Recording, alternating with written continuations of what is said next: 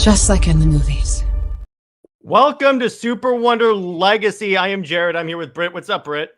Hello, hello. And today we are discussing our SuperWonder hot takes, and then we're going to do a little bit of a Q&A afterwards. But in the meantime, so let us get into this. So I know that we had said we were going to do like a discussion with JHEAT, and we're still going to do that about like fandom and stuff. But since he had to work, we had to like rearrange that. So luckily, Brit and I had this whole month planned in terms of topics. So here we go. So in terms of this, so Brit, do you want to give us a little introduction real quick? All right. So basically, hot takes, that's been a whole thing for comic book Twitter for a little while. And it's basically, your opinions on what you think of how the character should be, should act, or, the direction that they should be in. Well, with seeing that, we've talked about what we think of the characters, but I don't think we've actually just given a more in-depth of our own hot takes of general DC, and as you said earlier too, before the for the episode is the movies, and I didn't even think of that.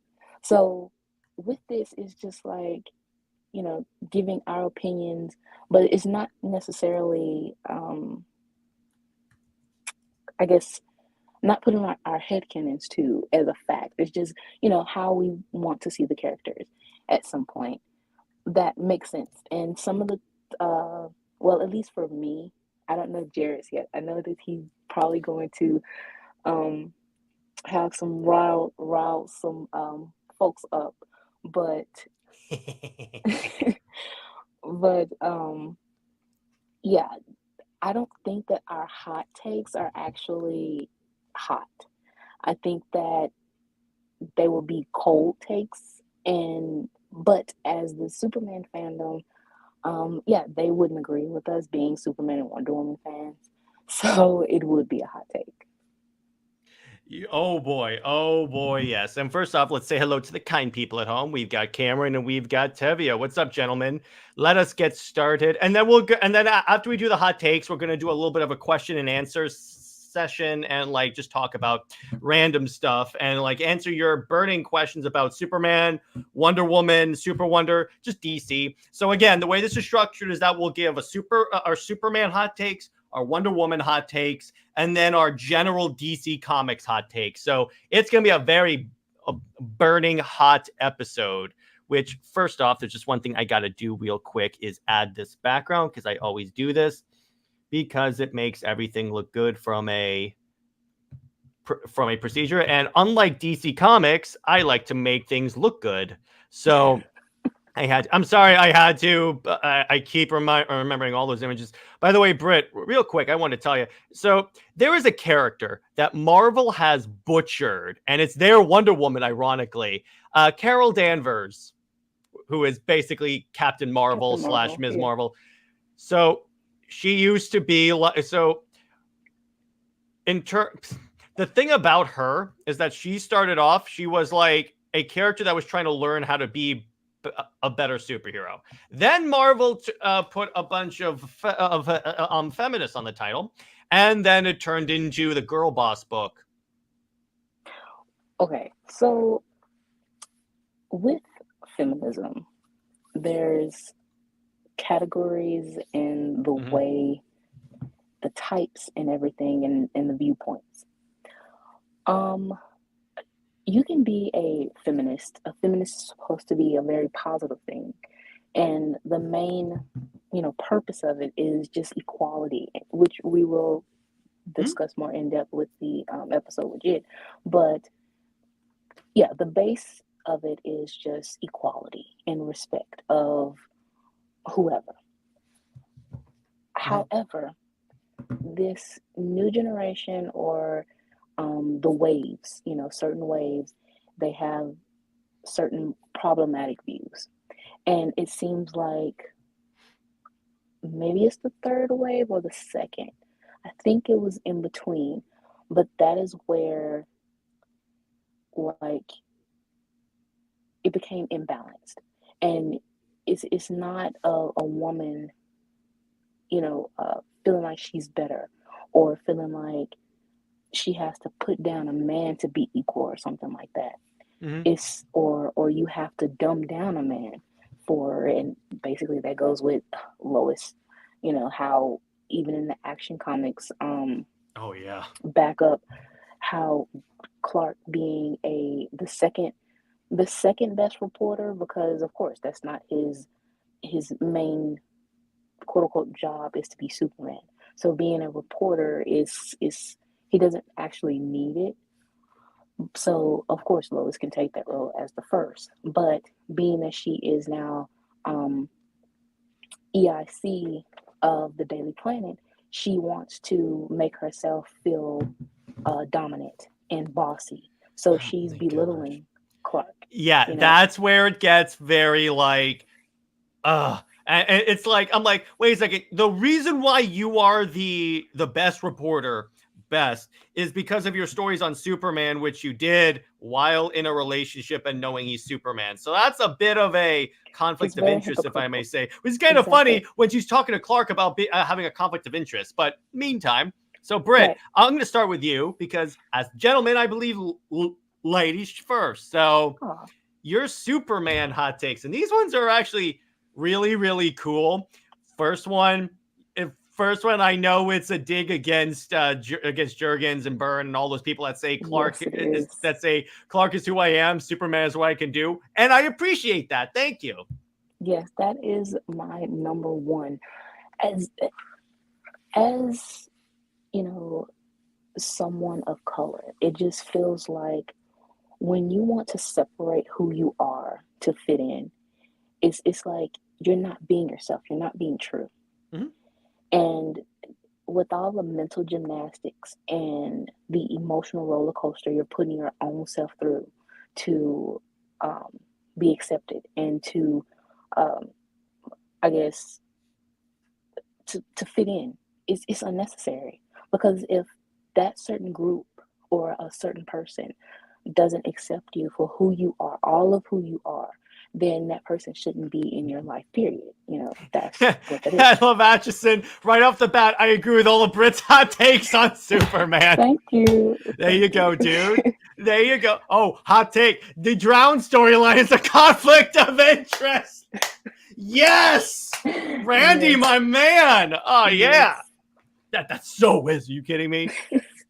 Yeah, so just that whole thing, and the fact that his Kryptonian heritage also, so many people neglect their roots, their ancestry, and they don't know themselves, and you feel lost. It is, as a real person, you have to know where you come from. That goes from generations. It can even extend from like uh, when people do DNA tests, you don't know who's your your distant cousin. It can go from a medical issue. You want to know where it stemmed from. It is, in reality, it's important to know who you are. Yeah. So with Superman being especially a refugee, because he lost his home, and there's so many children who who grow up losing a parent, losing their parents, or growing up in foster homes or orphanages and everything like that, and they don't have that luxury to have a kindly couple, or someone to care for them. And the way Superman is portrayed sometimes, I just feel like he's very ungrateful, for the elves to save him, and then to know that he uses his powers, that if you weren't Kryptonian, you wouldn't have the powers that you use, So that whole thing, the way Jurgens and Byrne and anyone else to say he's just human, or Krypton is bad, things like that.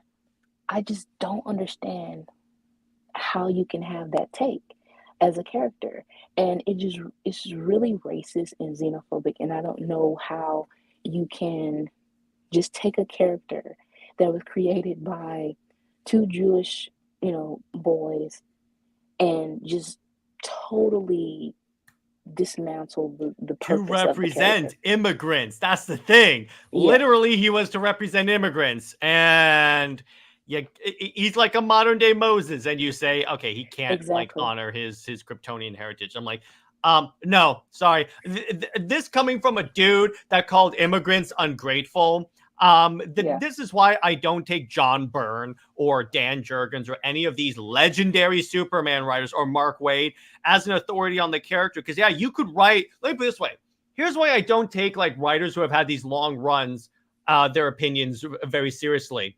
Because you could have someone that wrote long periods of crap on a character. Not to say those guys are all crap, but you know what I'm saying. It's the idea of right. like you could have writers that write the worst runs ever that go on for a long time. And then it's like they leave, and then are they an authority on the character? Is Tom King an authority on Wonder Woman? Right, but their long runs in the long run, long term, the character is damaged now. Superman, they want him to be relatable, but they think that being American, being human, being a Kent, just being this farm boy or whatever, working at the Daily Planet, uh, following Lois like a little golden retriever, they think that's relatable. No, his story as a refugee, growing up as an outsider, trying to understand his otherness and everything like that. If you want the character to be relatable, that is much more relatable as just globally, because we are all looking for who we are, and it's not to fit in or be accepted. It's just be, more positive and have that um, completeness within yourself. Yeah, So yeah, exactly. right off the bat, that is my thing. Superman, Clark Kent, and Kal-El should be one and the same. The bumbling idiot, uh, you know, galoot or whatever. No, that is so old. They want this rom com type thing. We're 2024, 2025 or whatever. No, that is just it's it's very old school in a sense of outdated and corny. And Superman just, I don't think that Superman should be that way anymore. No, you shouldn't. So what's your next one? It's 50-50. The Kents should be so essentially you're half and half on the Kents being deceased but honored just as the L's are. Right. So how New 52 played it, they um died when he was 18, and he grew up, he became a man. I feel like with post crisis, he with having, the trophy wife, with having the parents, and he can go back home and whine and stuff like that. He just he didn't man up, and he had to be coddled and told what to do, handheld so much. So with the kids not being alive, he grew up and was able to become more independent. And it showed that he still, had the values and the morals that they instilled in him when he was a kid. It was just that now, as a grown man, again, he is able to be more independent. And he, and we saw in New 52, he still became Superman that he was supposed to be. And even in Tomorrowverse for Earth 2 Superman, he was, they went from the orphanage to Martha and Jonathan dying as well. So they kind of mixed both of them. He still became the Superman he's supposed to be. So yeah, I would lean more on the kids being dead because I don't want to have Superman as a man child that needs to be that needs to fly home for his parents to tell him what to do, as grown as he is. But at the same time, it is cute stories, well, as far as what we do with them a lot. Mm-hmm. Oh, and by the way, Atchison brings up. Oh, also stop having him wear the trunks. Yes, again, they Yes. have. They have long upstate. They're welcome. So next one, his humanity and motivations. Yes. So, like I said, it comes down to the kids, instilling in him his values and morals. But think that he's just inherently a good person too, just Hmm. like Diana. Diana, she learned from her Amazon sisters and her mother, but at the same time, she is the one that truly has that pure, innocent heart of gold. And that's the same thing with Clark, with the Kents and then the L's biologically. He is he's personified as, or metaphorically, Moses. And but if you just reduce that all and take away his parents, take away everyone that he meets, and just reduce it down to Lois. It's like, so in reality, if Superman was real and Lois was real, and say just a random person is hanging off a cliff and Lois too, and he had no choice, like he can only save one. Oh, you mean the The fact, drowned? well, yeah, the fact that, okay, so yeah, that story. The fact that he chose to save Lois and take her all the way to the fortress, knowing, consciously making that choice, that he will sacrifice thousands of people. And when you say people, you mean children are involved too. So, Yeah. It's like the other thing is kind of like these people, the Close fans come out and are like, if she dies, then Clark turns evil. Then don't you think Bruce should put her in like a fortress room and not let her step foot anywhere? Because if she dies, Superman goes evil. and the thing is, that is not romantic.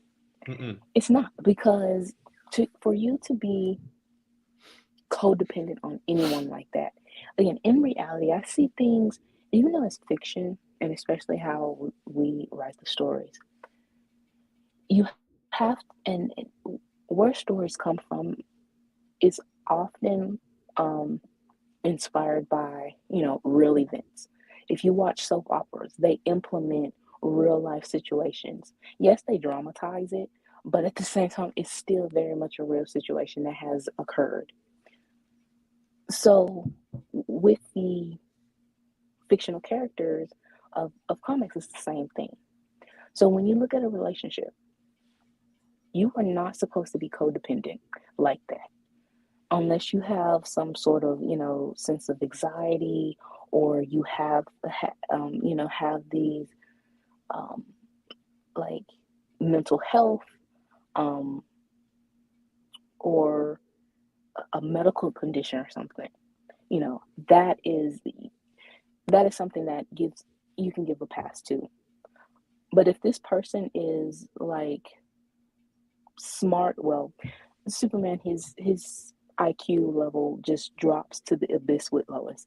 But if he is supposed to be smart and everything like that, and again, he can take care of himself. I don't see how just everything that he is taught from the Kents just is thrown away for her. Yeah. Randy brings up there needs to be a balance between his Kryptonian heritage and his human upbringing. Leaning heavily on one side or the other is very problematic. Yes. Yes, exactly. So,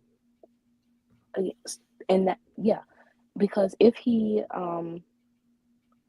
just the Kryptonian side, they make it seem like he just doesn't understand being around humans, and how he would think of everyone below, below him, which he never does. So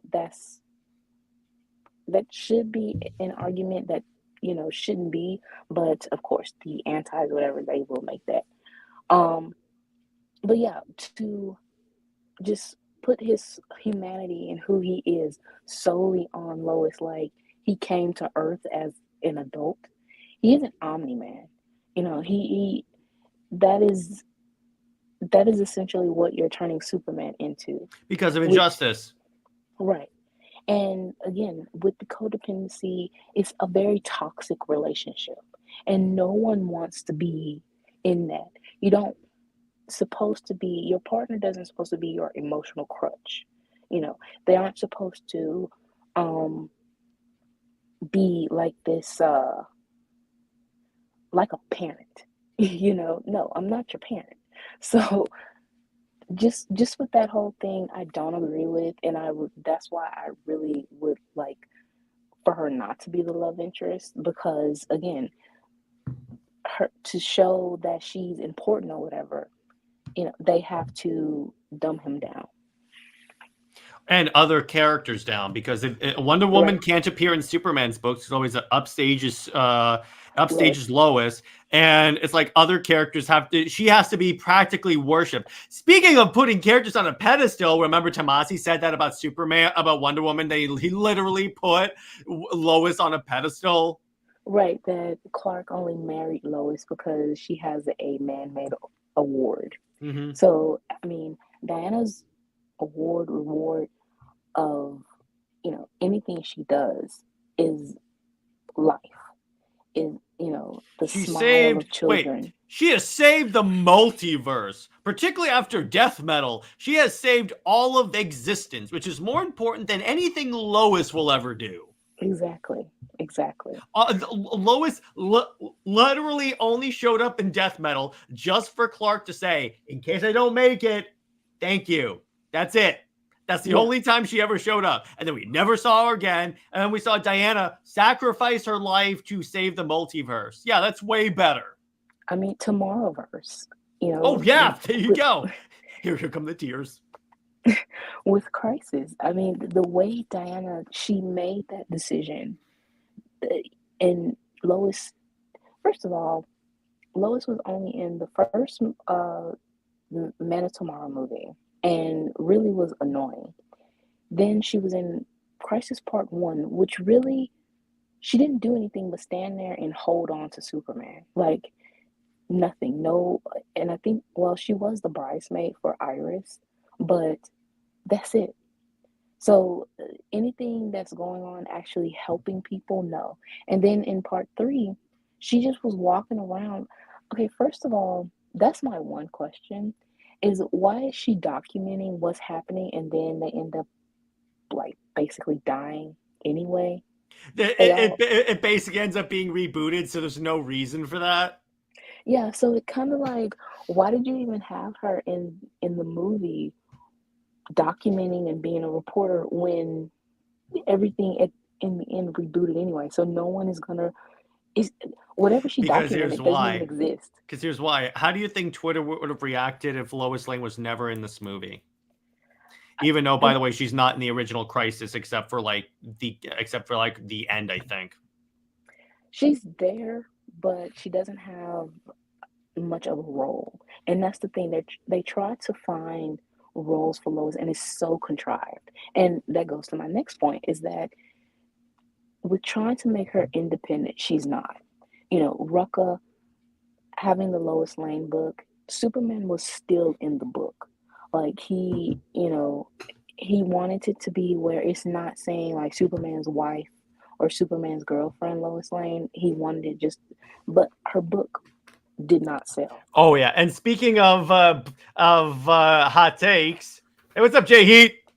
Flame on! How's everybody doing? How are you? So we're just talking about that Lois Lane book by Raka that tanked and that I gave the middle finger to in the middle of a bookstore. That was my favorite moment. I was like, I have my phone camera. I have this BS book. Screw it. Screw you, Raka. But anyway, continue. Yeah, so... wait. Real quick. Randy has a point. Putting her in the Hellbat suit turned her into a Mary Sue. Yeah, and fighting the Furies. And winning. She fought and beat the female Furies. Hey, what's up, Tevia? What? The female Furies are the greatest warriors of Apocalypse. And a reporter from Earth beat her. Yeah. But anyway, continue, Brit. I'm sorry. I see. Once we get to your hot takes. Oh, I got some doozies. Yeah. But, with the book that they love to go back to is the Silver Age book. Lois Lane, Superman's girlfriend, Lois Lane. And we know that there are some very problematic storylines within that book. But it's also for her she's getting into shenanigans and stuff for Superman to marry her.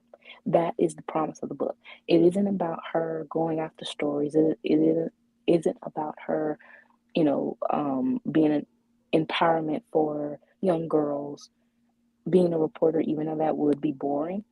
No, it's about her chasing a man to marry her.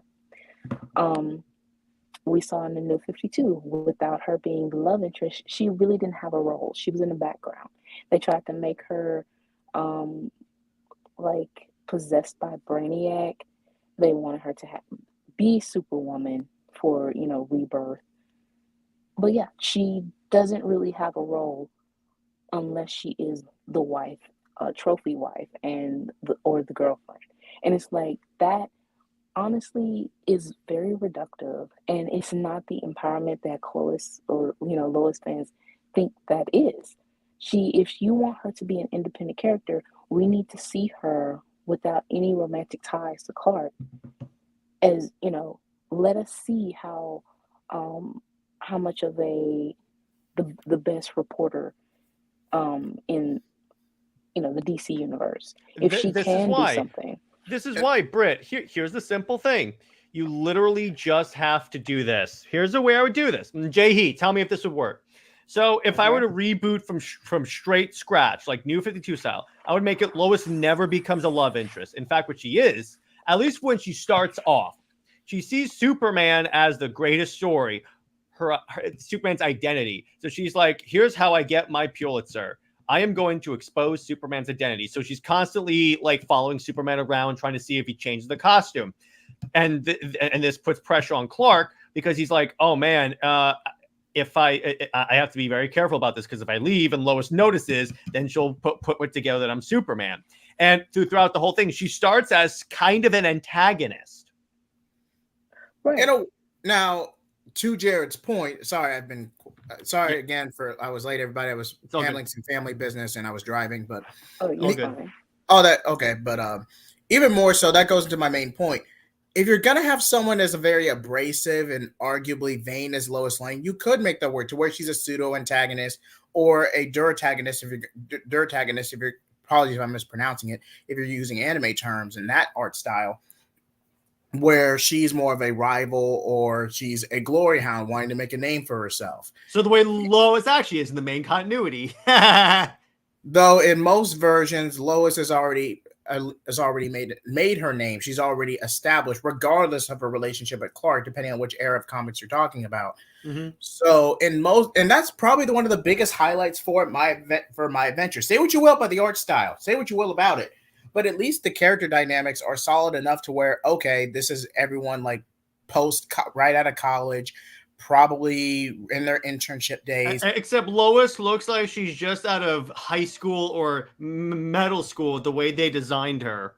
Art direction aside, the characterization of that version of Lois is pretty much, hey, I have something to prove. I'm trying to make it on my own.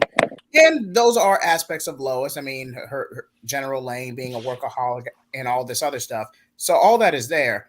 But Lois having such a chip on her shoulder, so used to being alone, not really willing to let someone in or actually be vulnerable around another person. All that is there. And that could definitely be a character arc in its own right. But the worst thing you could do in a situation, and I'm sorry I couldn't get all this in my hot takes in time. That's all good. It's all good. Don't worry.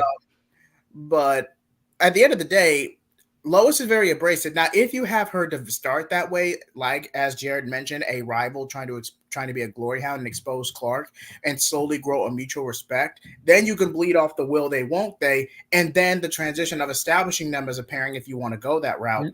And we don't. We do not want to go that route, JHEAT. Is more poignant. I'm just saying that just because something's established for the longest time doesn't mean it was executed the most narratively nuanced way. I think that's a fair compromise. Britt, what do you think? Right. Okay. So with my adventures, the thing is with that Lois is that she's very insecure. And yes.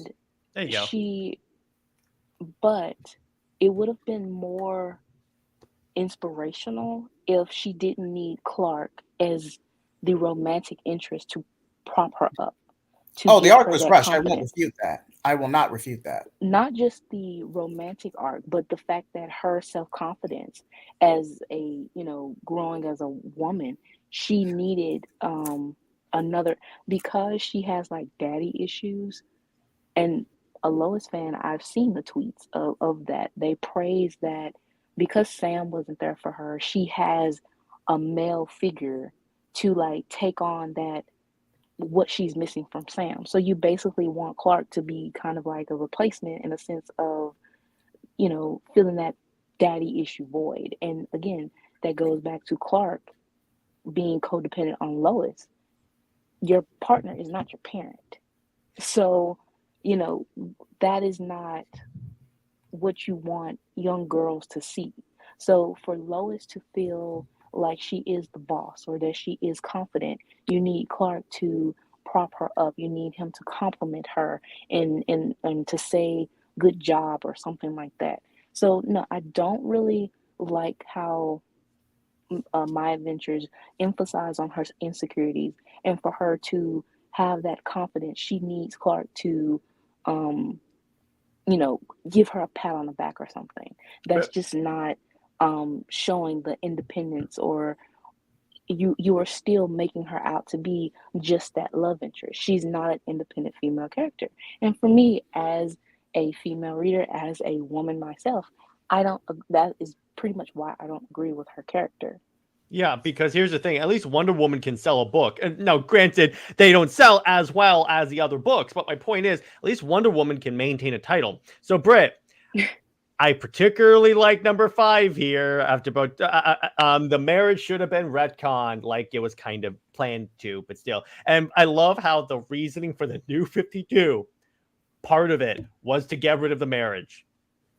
Right, because the marriage, even Grant Morrison, they said that the marriage, as far as the market, for comics and marketing, it really didn't have an audience, and it failed. So they wanted to get rid of it. Why they kept it was, I think it's Mike Carlin. He was on vacation, and with all the changes being made while he was an editor, the head editor, it was basically an ego thing. So he, out of his own ego, wanted to keep everything as is. So for so long of the early 2000s, they've tried to make the marriage work. They've um, uh, disrespected Lena and Diana. We see with Wonder Woman 144 or the Superman annual how Clark and Diana had the same dream, but then it's written that um, Clark only cares for Lois, or that Lena, she was, I think, with Pete, but she still had lingering feelings for Clark and, trying to down Lois, but just things like that. If you want other relationships explored, you know, why limit yourself to a marriage that really has ran its course within the first year that you even try to have it?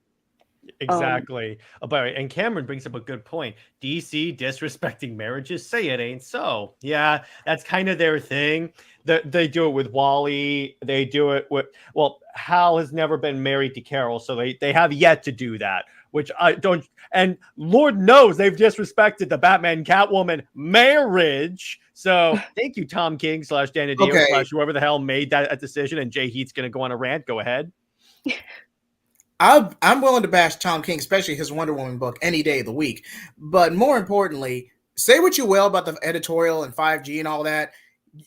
A major status quo change, like actually marrying, I don't know what the ship is called, Batcat, something like that. Batcat.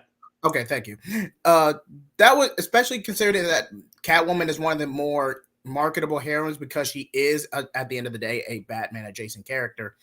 So you would have to completely overhaul everything that writer's doing and find a relative compromise with the editorial staff. Basically, It wasn't going to, unless you actually committed to it, the actual Bat-Cat marriage was not going to work long term. Then don't market it as you're doing it. That's the problem. DC marketed it like, we're doing it. They even had comic book stores have wedding like ceremonies and parties and cake. So I'm sorry, no, I'm not letting DC off the hook with this. I'm not letting them off the hook either. Just let me cook. You trolled the reader base. It bit you. I mean this. I'm gonna respect Jared's branding here and try to be as PG as possible. Thank you. It bit you in the behind, and then Tom King ended up taking the rap in exchange for a pity series that barely peaked at 70,000. Exactly. And by the way, so Tevye asked a good question, and by says save all quick questions to the end of the stream, but I really appreciate this. If New 52 Superman and Wonder Woman had gotten married, how do you think that would have sold? That would have sold like gangbusters because you have Superman and Wonder Woman getting married. You can literally call it the wedding of Superman and Wonder Woman. You can't tell me that ain't selling. One of our, and cheap plug on my end, one of our most popular New Direction videos is literally SuperWonder. I mean, am I wrong? Like I can go for the analytics right now. My most popular show on this channel is SuperWonder. We're doing it right now. So, that's your tell you right there. So next one, after 20 years, his identity should be revealed. Okay, this one I'm half and half on agreeing with, but please, Brit, elaborate. Okay, so again, you know that I love honesty. So if he's established and he's, you have this whole thing of wanting to be truthful, and that's what he stands for. Of course, you care for people. You don't want them to be in jeopardy and stuff like that. But at the same time, I think, within 20 years, things are settled down and you have this established of the trust between Superman and the public. But also with Clark being a reporter, I just feel like he needs to be truthful. If you are writing the truth, you have to be truthful with yourself. And the secret identity, after a while, it just becomes, again, you're playing on the same thing of the galoot and stuff like that. He's lying to like Jimmy and Perry, and the conflict of interest of him and Lois, if you want them to be together, or if he is with Diana is very much the embodiment of truth. And how she doesn't have a secret identity. She doesn't care for it because she knows who she is, her purpose. And if she can, like, Marvel, I think they don't have secret identities. Some they of don't them advocate on it as much. Yeah, they're not as big on them, but some heroes have them. It's more rare at Marvel. Let me put it that way. Right, and it just feels like the story can keep going, and especially with my next hot takes of he's a global hero. It shouldn't be where he's stuck in Metropolis. But by the way, if I were writing this and he did his secret identity, I would have him with Wonder Woman. Just so here's why. I would love a villain's like, okay, so let's go. Now we know who Clark Kent, that Superman's Clark Kent. Let's go screw with him. Who's he married to? Diana Prince. Isn't she Wonder Woman, the girl with the sword? Nope, I'm not doing anything. Right. It all how DC handled the reveal was very haphazard. With he who shall not be named. Thank you. He made it seem like it was Clark coming out the closet, which I really don't know if Plus, I agree. He did it. He really did it because he was lazy, and that's the thing. And he kind of admitted in interviews. I think he said he didn't want to write the identity, and I'm like, oh well, thank you. What? Oh, well, but wait, this is coming from the man who requested to write Superman. That is wow. That is very interesting to me. And this is coming from the man who wrote 10 years of Ultimate Spider-Man, literally the one hero that Marvel consistently keeps his identity a secret. they have some periods where some people know, but the point is, there are short of some elements. Spider-Man, one of Spider-Man's chief tenets is no one knows he's Peter Parker, because then Aunt May is in trouble, Mary Jane's in trouble. There's any number of people who are in trouble. And I'm like, you literally wrote Ultimate Spider-Man, what some consider the definitive Spider-Man story. Right. Well, that's debatable. But Voldemort's last acclaim before he falls off the page. Voldemort. That aside, thank you. No, actually, Voldemort is the dude who directed that fake cut of Justice League. Oh wow. Yes, trust me, Brit. I have a Rolodex of nicknames for these people who have wronged me with DC Comics characters. Yeah. Go ahead. But be that as it may, okay, I can't really fault the run itself, regardless of fan reception. I can't really fault it because of all the chaos and 5G imploding, all that going on with Editorial at the time. But at least from what's officially been published, what's been presented to us, you can tell a story about embracing truth and Clark revealing himself, but it has to be done with tact. It has to be done in a graceful and nuanced way. Like, just a hot take. I'm not confirming this for New Direction version. I'm just saying this is how I would do it. I would say Clark is considering this. He's in a real bind with the Daily Planet, and whether or not he wants to continue, he wants to be just Superman 24/7. Try to basically, the secret identity stint is getting old at this point.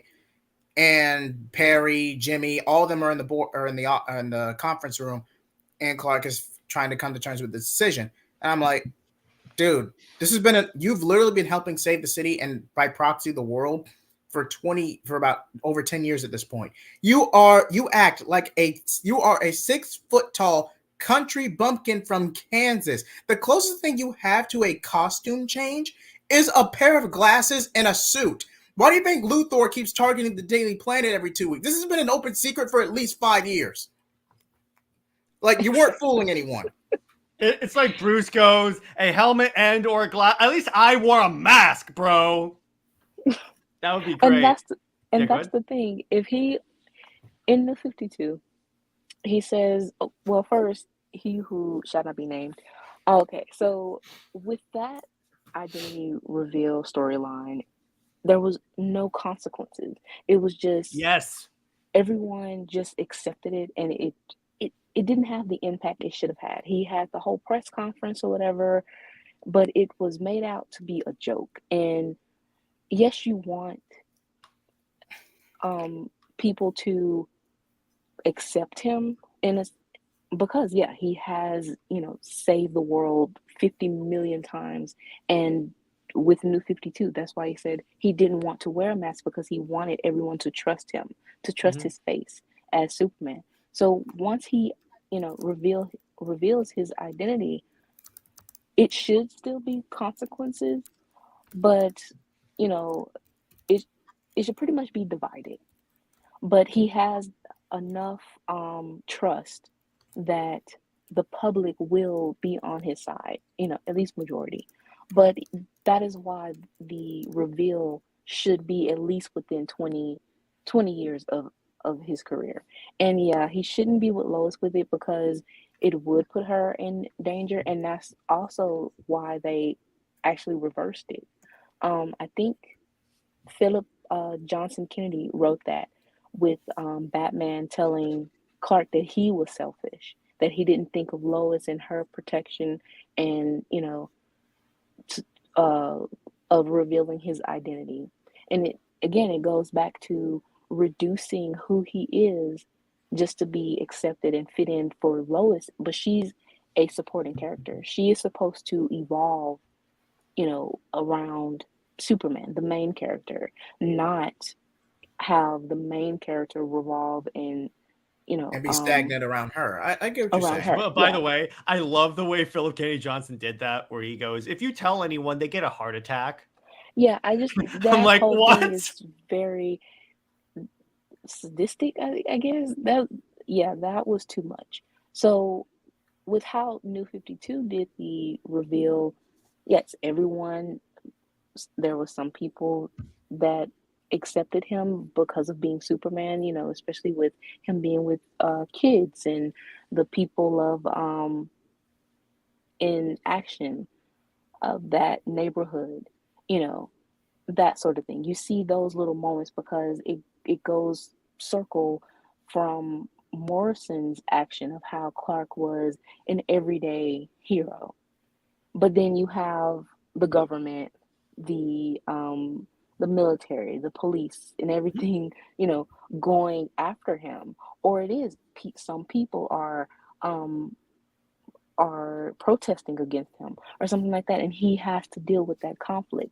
It shouldn't be easy to reveal his identity, and it is a journey, but at the same time, it should be revealed, and it should have. Mhm. It's like, I swear, when that happened, the number one thing I was like, okay, so here's a good story idea. Someone tries to bomb the Daily Planet because Superman works there, or to get at Superman. Nothing happened. Yeah. It was just people for the New 52. It was people protesting. It was, you know, calling him an alien. He actually had to deal with, you know, those type of situations that an immigrant or a refugee, you know, has to deal with.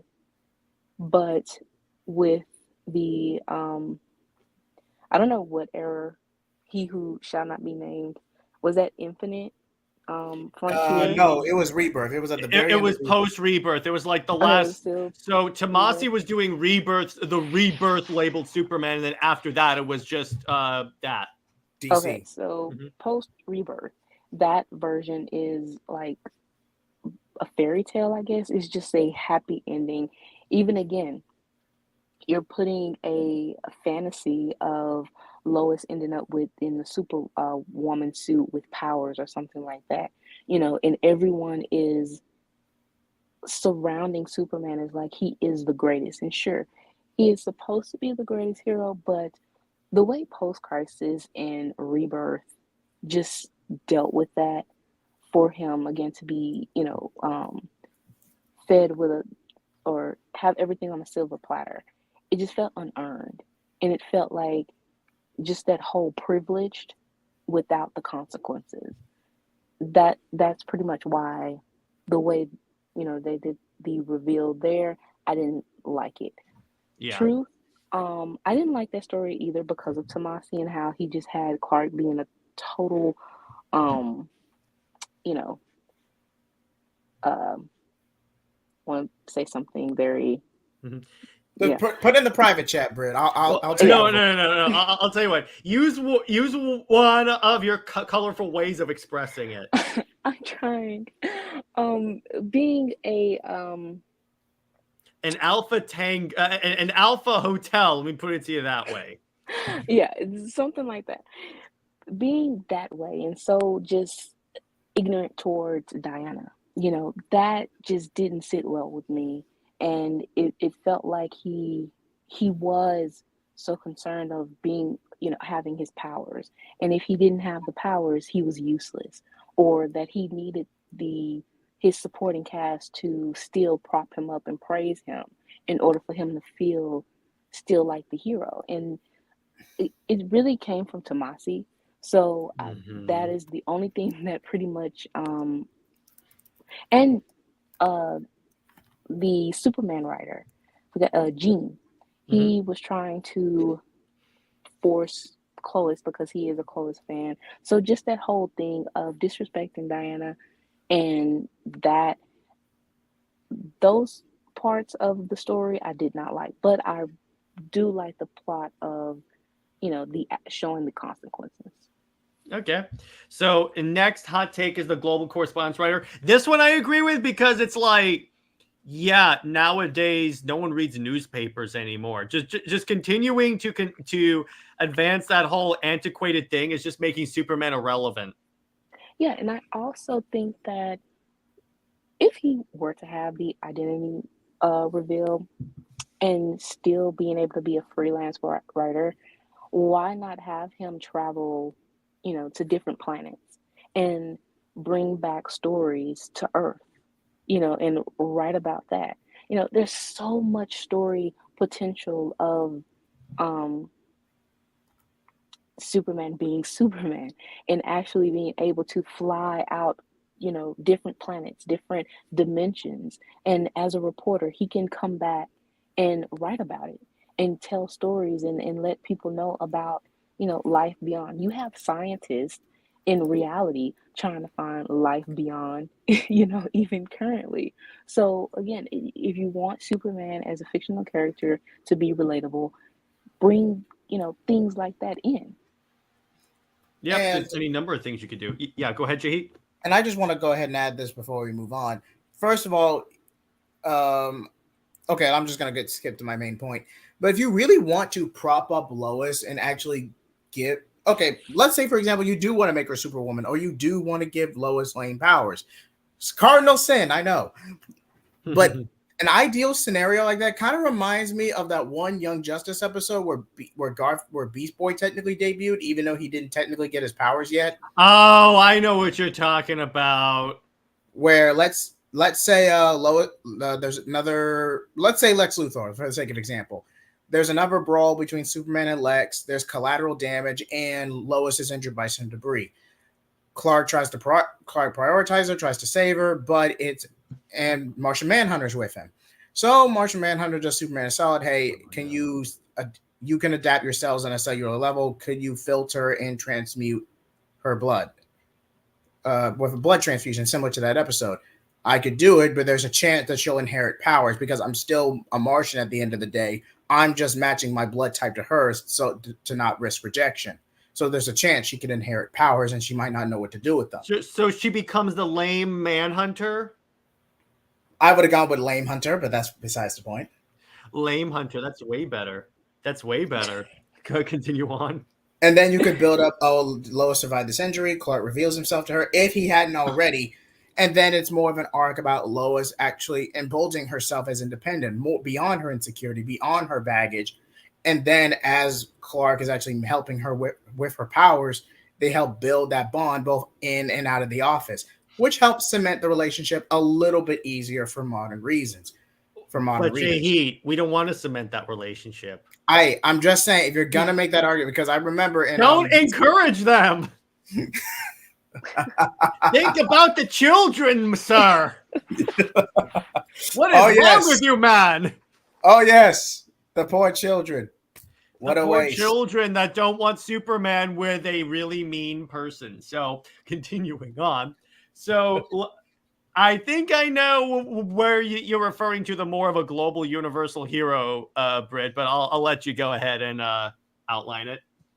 Okay, yeah. So it's just going back to just stop having him stuck in Metropolis.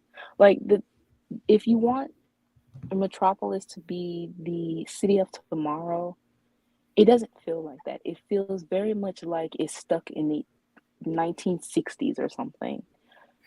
It's very limited because I really don't see how much you can do just in one city. And especially with them having like 50 million Kryptonians in that one city, there's why does anyone try to commit a crime in there? Right. It doesn't make any sense. And again, it goes back to having the main character revolve around something that is a relic because he's stuck in Daily Planet. He's stuck with his supporting cast who can't move on from the Metropolis Daily Planet setting. So if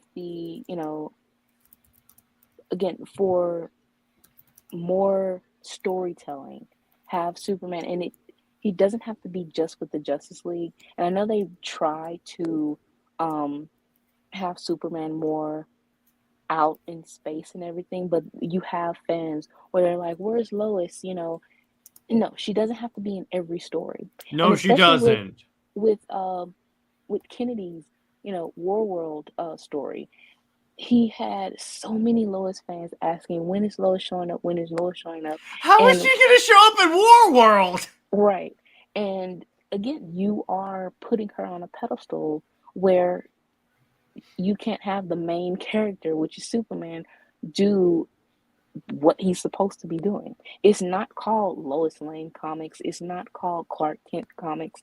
It's not called Daily Planet or Metropolis. It's Superman and action comics. I don't see very much action within being at the Daily Planet, typing on a computer. No.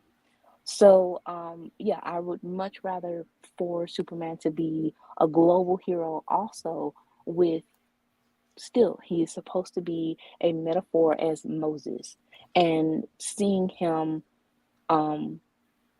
explore more cultures too with Diana particularly, and as a reporter. Again, you're writing about the world. If you want him to do human interest stories or anything like that, make just make it make sense for him to be a reporter. It's not like how it was when he was just a reporter to get like the when they had like the police radio or whatever, because he couldn't fly or he didn't have super hearing. He doesn't need that anymore.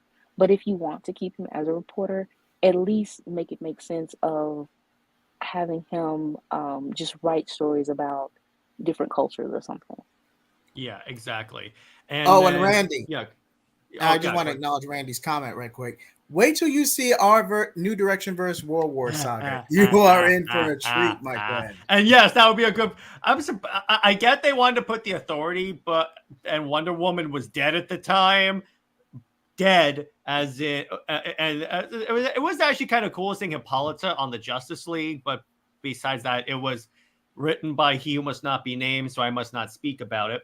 So then explore more of his scientist roots, because that's just something that no one really, not a lot of people acknowledge about Superman. He's actually a super smart guy. Right. And like I said earlier, his IQ is lowered drastically for Lois to be smart, or even for Bruce, to show Clark up. Even they have Bruce sometimes talking in Kryptonese when Clark has no idea how to speak it. And it's like, that is his native, language. Why is Batman speaking it? But with the whole farmer and scientist, you can mix it all together. If Tom King wrote Clark created an immortal juice for Lois to, live longer, he could use that knowledge to help. Even though we don't really want characters to go in depth of like a cure for cancer, it's still just that the notion of Superman is trying to, find a cure, or that more of exploring the agriculture and how you just mix that in. He's the son of a scientist, so yeah, he would do experimental things, more of showing the fortress, even if what's in there is dangerous, as he said, but it's still something that's unique and to him. But no, I don't like when so many writers and fans just say he's a simple farm boy. And even with being a farm boy, that doesn't mean he's dumb. He's still very smart and knows how to get his hands dirty and stuff like that. And, it all works. Yeah, exactly. And yeah, I definitely really like that. And it's one of those things, like even in Superman Earth 1, correct me if I'm wrong, JHEAT, but they did play up about how smart Clark is, right? They did. That was fairly certain. Clark is competent in just about most situations, but he's humble enough to, he'll let someone else have a say or strategize, because it's not always about him. Sometimes it's good to have perspective and camaraderie. Clark is just not the type of person to really show anyone up, unless it's maybe Lex Luthor is a rare exception, but that's more of a battle of wits than anything. Exactly. So then we get to Brit's Wonder Woman takes. Oh boy. So you want to start off with your first one, Brit? Okay, so I can't stand the 1940s Wonder Woman debut. Being hundreds of years old, no, she should not be. Present day, Perez or New 52, that is who Diana is, especially with her fascination with the outside world. I don't think that she would have that same fascination if she's 100 years old.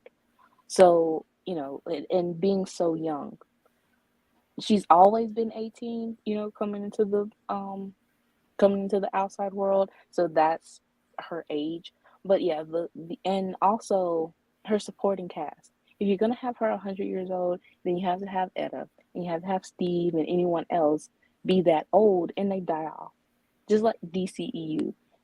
Where was her supporting cast? And they had no intentions on introducing Julia and Vanessa. So it's kind of like her story was a little lost. By the way, Atchison says, again, right off the bat, I agree with all of Brit's Wonder Woman takes. Thank you. Put her in charge of DC. Yes! And Brit, if you ever become in charge of DC, please take me with you. I will, but I'm a SuperWonder fan, so DC would probably, not that would be even open their hilarious. doors. We could get like Wade and Jurgens and all the guys that have annoyed us to leave DC. Yeah, That'd be great. Yeah, that'll be fantastic. But and by the way, Randy, yes, the Perez version is my favorite version of Wonder Woman as well. There you go. Continue. Okay, so Steve, I know you want him to kick the bucket. I know, but savagely and pain.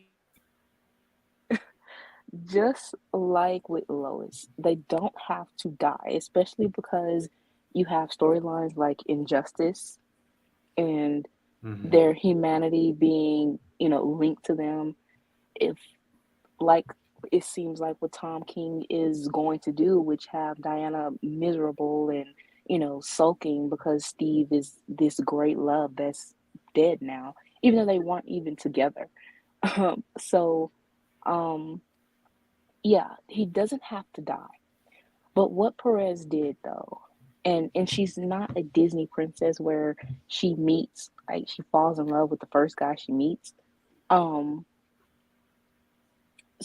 having him as that big brother to be a positive male influence for her, that made sense. And that worked, and he stayed alive. And he was also married to Etta. And he just, when she needed advice, like a male advice, type thing, he was there. And he's there as a friend. She, even in Perez run, he had Steve say that Diana is like a little sister to him. And that just made it a little bit more, it just made sense. So yeah, he doesn't have to die. Just yeah, he does. Yeah, he does. Stop. Maybe they can kill him the way Nightwing died in Injustice. He trips and falls on a rock. Okay. For those of you that are listening and are going to clip this out of context, I am joking. Yeah, you have to put a disclaimer. I do. Oh, Cameron. She's the princess to his prince. Yeah, with the Wonder Bat people. God dang. Tell me you don't read Wonder Woman without telling me you don't read Wonder Woman. Actually, I'm gonna put that in a little bit. Yeah, Diana does not care for luxuries. Like if she wanted the big mansion or whatever like that, first of all, she's very much an island girl. She's in tune with nature. She loves adventure. She is not going to be stuck in a mansion. She doesn't care for money, diamonds, or whatever like that. She's from Paradise Island, paradise. She's from somewhere that you have even quote unquote richer luxuries than whatever the outside world and man-made can offer. So yeah, the whole princess thing is very shallow. So yeah, Wonder Bat is very shallow to me. The minute she steps off that island, she is walking away from being a princess. Yeah, and that's the thing, is that she does not want to be. She doesn't care for that. So to try to again reduce her or make her seem shallow, that is all she cares about. She doesn't. Yeah. So what is your next hot take? Zeus. Oh, Zeus origin. Yeah. You see, and I'm going to end the slideshow real quick because there are some things I want to add to my hot takes real quick. But anyway, continue on. Okay, so with Zeus, it is very controversial because within mythology, he is, a bad guy. A Rolling Stone, he puts himself everywhere, basically. And the story of Wonder Woman and the story of Hippolyta, is with a reincarnated soul of a mother and her unborn child. You want that purity. So adding Zeus in, it does create controversy because she doesn't supposed to have a father. However, I do like the messy drama of if the gods are basically like a soap opera. It's an over the top, that kind of thing. So I, as a writer, I like that dynamic, but it's not so much necessary. Yeah. Yeah. I mean, it really just depends on the story for me. I've seen great stories with the Clay origin and great stories with the Zeus origin. So really, ultimately, as long as you have a good story, it's fine. I mean, this is not one of those changes where I'm like fully on one side or the other because it would, based upon her being based on Greek myth, it would make sense if her father was Zeus based upon how many children that man had. I love how that became a joke when we were talking about Blood of Zeus. But yeah, it really doesn't make that much of a difference to me. How about you, JHEAT? Sorry about that. As for me, yeah, I definitely believe in playing more into the Greek mythology. I'm not saying turn her into woman Kratos, but play more into that concept. And that's why the new 52 Wonder Woman run was so beloved, because it actually played into the mythology, incorporated Zeus, Hera. There's a way to go about it. Oh, the only complaint about that run is that they didn't factor in the rest of the DC universe in a Wonder Woman book. Yes, New 52 Wonder Woman was relatively self-contained outside of the SuperWonder title. I mean, like, seriously, maybe one arc. Outside of SuperWonder and Justice as soon as Azarello left, Wonder Woman, they did start factoring it in. So it was really Azarello. Yeah, because I guess because I don't know if it's a brand thing, but I guess they didn't want to play too much in the divinity and the mythology of it, which is fine. It's not everyone's cup of tea. But if you're going to have an interconnecting brand, everyone plays a role. Everyone plays a picture. Batman has his own adventures. Superman has his own adventures. That's why you have ensemble type titles like the Justice League or Teen Titans or Doom Patrol. There's a way to go about it. And Brit, I'm not gonna lie, you really covered a lot of my hot takes already. So I'm trying to be original here. She does that to me all the time. Don't worry about it. But continue on, JHEAT. But more importantly, outside the past couple of years, Wonder Woman barely gets any real notoriety or attention outside of ensembles. What about Wonder Woman the animated series? What about Wonder Girl? What about the Amazons and Themyscira? I mean, the most prominent aspect, and I know Jared is going to cringe, the most prominent aspect of Wonder Woman is literally her actor's chemistry with Kevin Conroy in Justice League. That is the tamest I could possibly say it, Jared. I'm trying. Why, Brit? Why did we have JHEAT on this show? Hey, where's the lie? Where was the lie? I mean, it's still her only chemistry with. Okay, she didn't have chemistry with him, though. That's why I'm saying the actor. She's an 18 years old girl in that. Like I said, the actors. You're misconstruing what I'm saying. But yeah, I don't know whose idea was. I don't know, because they at least tried to do something with Wonder Woman. Let me say that. But having her be fresh off the island, all that. But Yeah, I just don't think, because me personally, I kind of I just wouldn't have done that. I wouldn't have had. I would prefer more of the Silver Age characterization, to where she left the island as far back as like World War I, World War II, depending on the version, somewhere around there. So she's roughly 100. So she's like the Captain America, for lack of a better comparison, of DC, to where they were in similar circumstances. The only difference is one is ageless beyond time, and the other was frozen for 75 years. Mm-hmm. If that makes sense. Mm-hmm. Yeah. And Velvet. And Velvet Intrigue says, I prefer the Clay origin because it allows her origin to be free of male influence. That's true for that character. Yeah. Go ahead, Brit. Oh, well, I totally agree. That's basically the point of Wonder Woman, is no male influence. That's pretty much why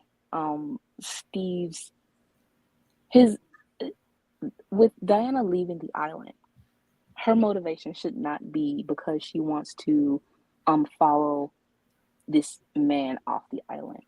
Her the reason why she leaves is because she wants to explore. She's an adventurer, and that is pretty much why I like the New 52. How they had Athena come to Diana and basically tell her that she's going to have a way, and Steve was basically just a ticket. He was her way out, but it doesn't necessarily mean that she had to be romantically linked to him. Then going back just to the whole Kevin Conroy, he has chemistry with everyone pretty much, but I mean, for that version of Wonder Woman, and especially for Susan Eisenberg, that is the only reason why she was calling for a Justice League reunion, was just for a ship.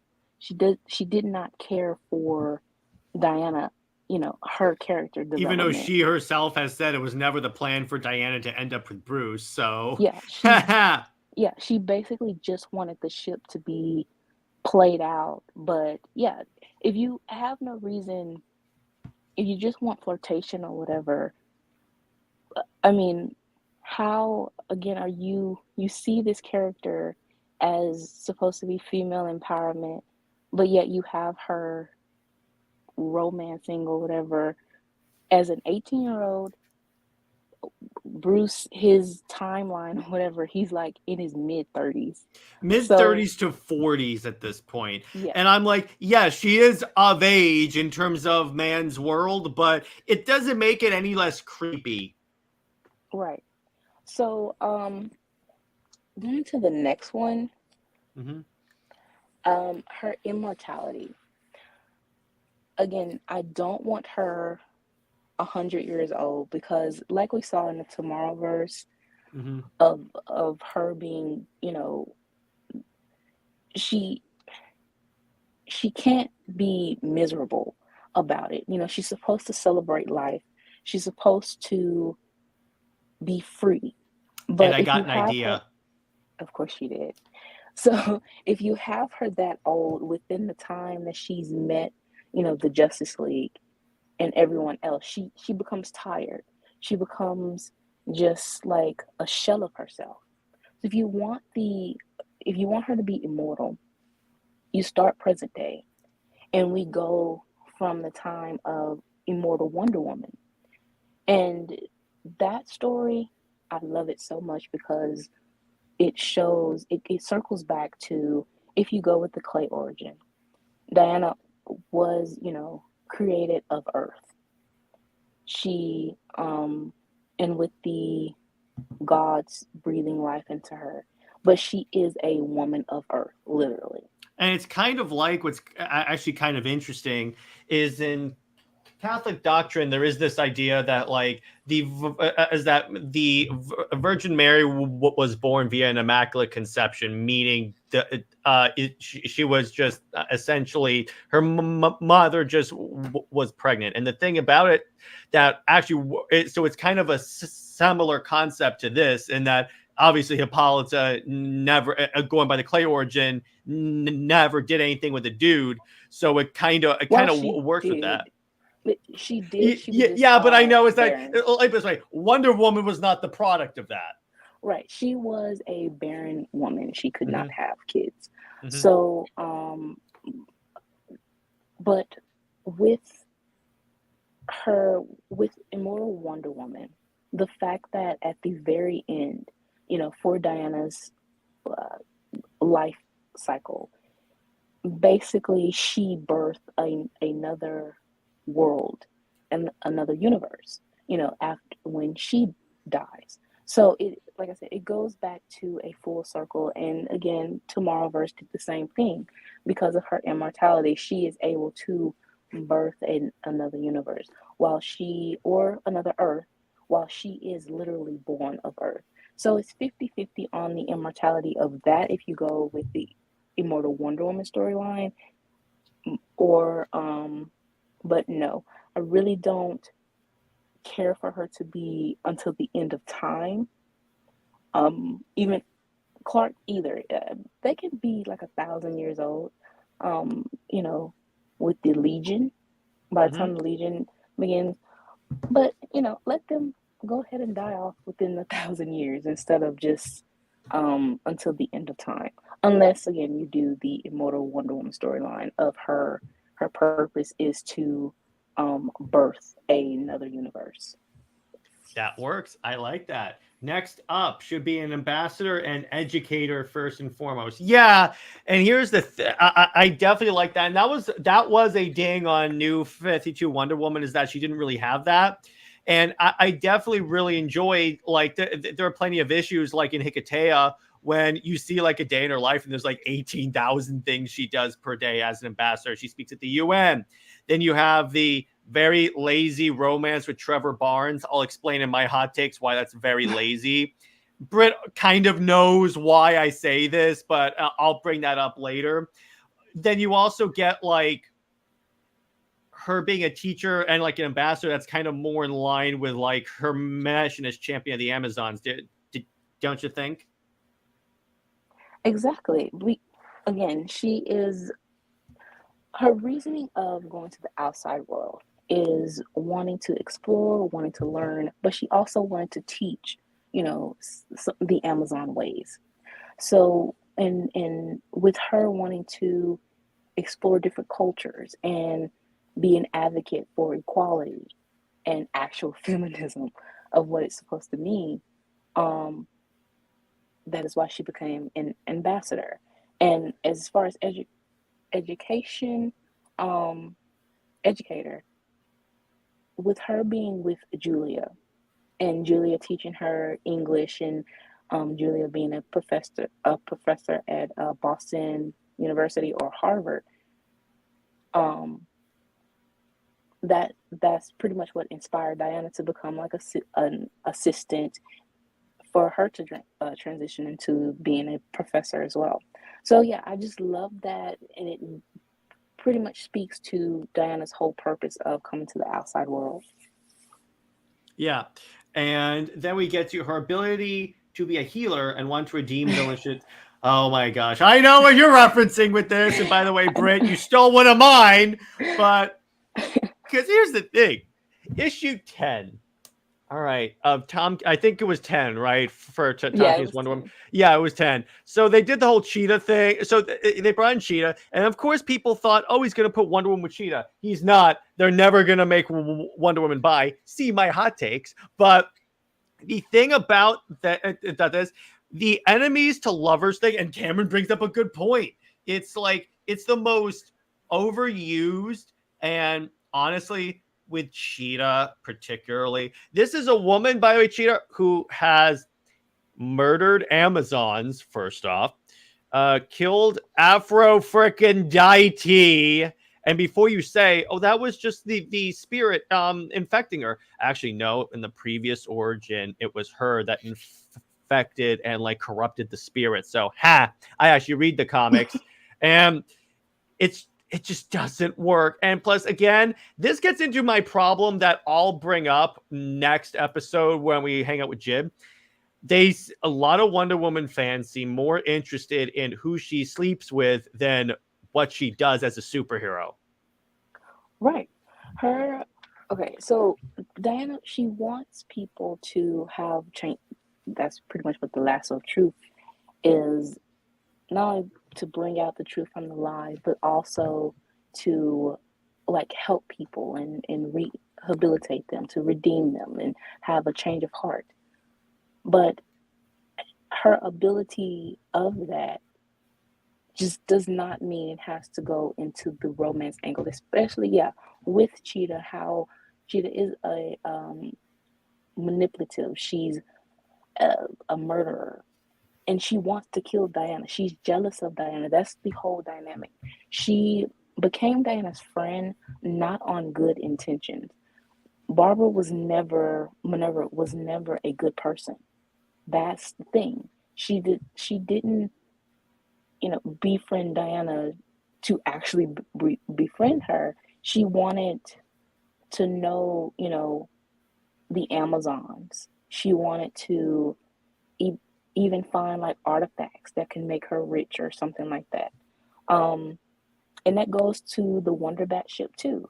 They want Diana to be the light to Bruce's darkness, to clean up Gotham, to be his therapist. Even artist Nicola Scott said that Diana can nurse. She didn't want Diana with Clark in Kingdom Come, but she wanted her to become a nurse. And she literally said that, a nurse for Batman. Yeah. So it's like, so that, again, it goes to me not liking the codependent, emotional crutch type of relationships. And even in Wonder Woman 800, you see Clark is, not Clark, Bruce, he's just a man-child. He within his dreams, he turned himself into that 7 or 8-year-old that lost his parents. And what did Diana do? She hugged that 8-year-old. She didn't hug a grown man. She hugged an 8-year-old. So for anyone to romanticize that is it's very weird.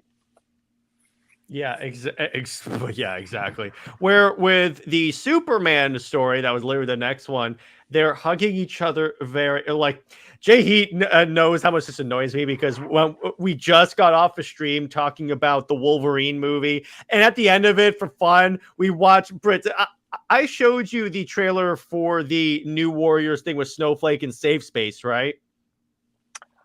Yes, you did. Yeah, so I showed them that, and the scene where like Snowflake and Safe Space are holding each other very intimately, even though they're brother and sister. So I was like, yeah, that's that's when someone tries to tell me, oh yeah, Superman and Wonder Woman are like that, and I'm like, okay, that's creepy.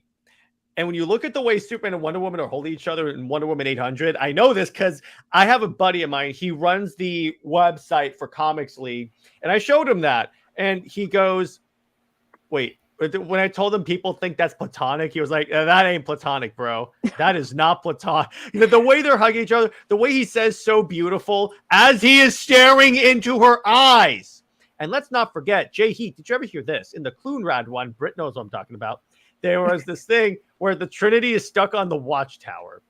Oh, boy. Yeah, and they're going through the air ducts. And Superman goes, I could have like flown around and met you on the other side, right? And then Bruce goes, afraid of getting your cape dirty. And then Wonder Woman literally says, I assure you, Clark knows a thing or two about getting his hands dirty.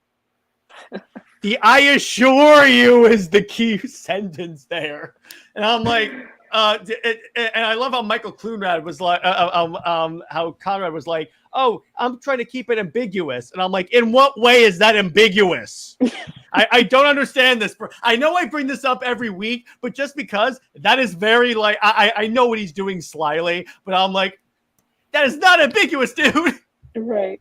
It is very weird, but weird in a good way. But next one, so I don't go off on another rant. Being the only child, being the only child of the island, she should never be romantically involved with another Amazon. For two reasons. And then I'll let Brit go for two reasons. Number one, yes, they are that. They are her ants.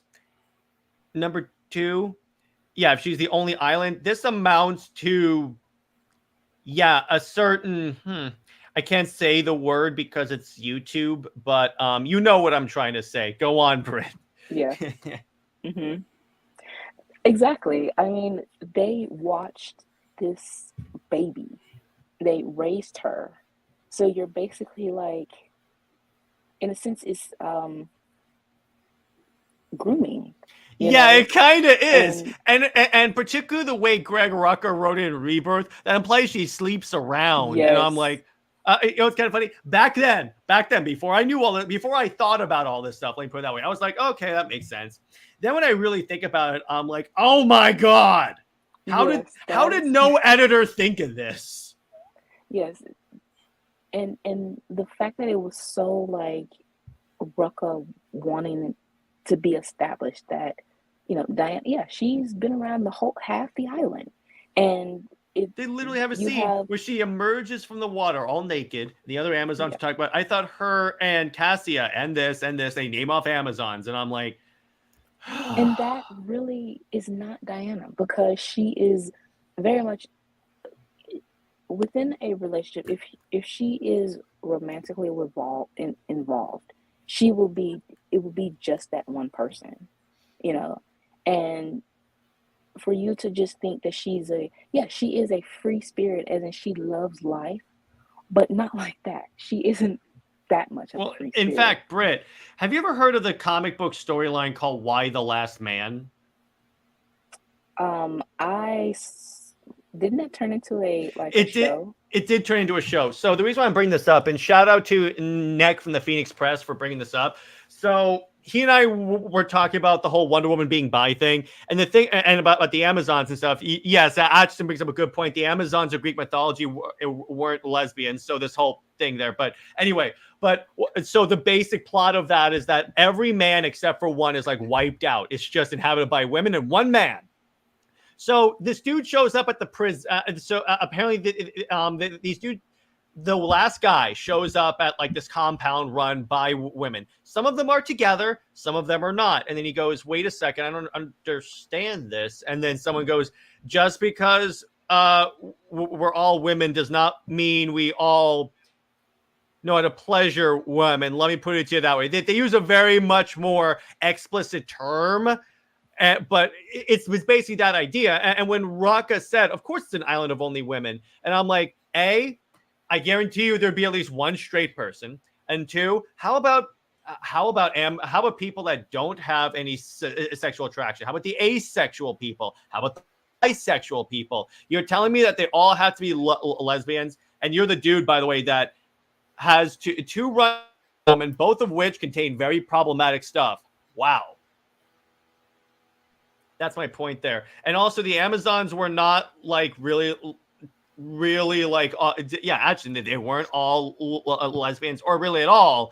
It was just, people assume that because they're a society of only women. And I'm like, that is, it's like that line in Red Sun. I come from an island of only women. And I'm like, yeah, so I guarantee you there's one straight woman there, at least one.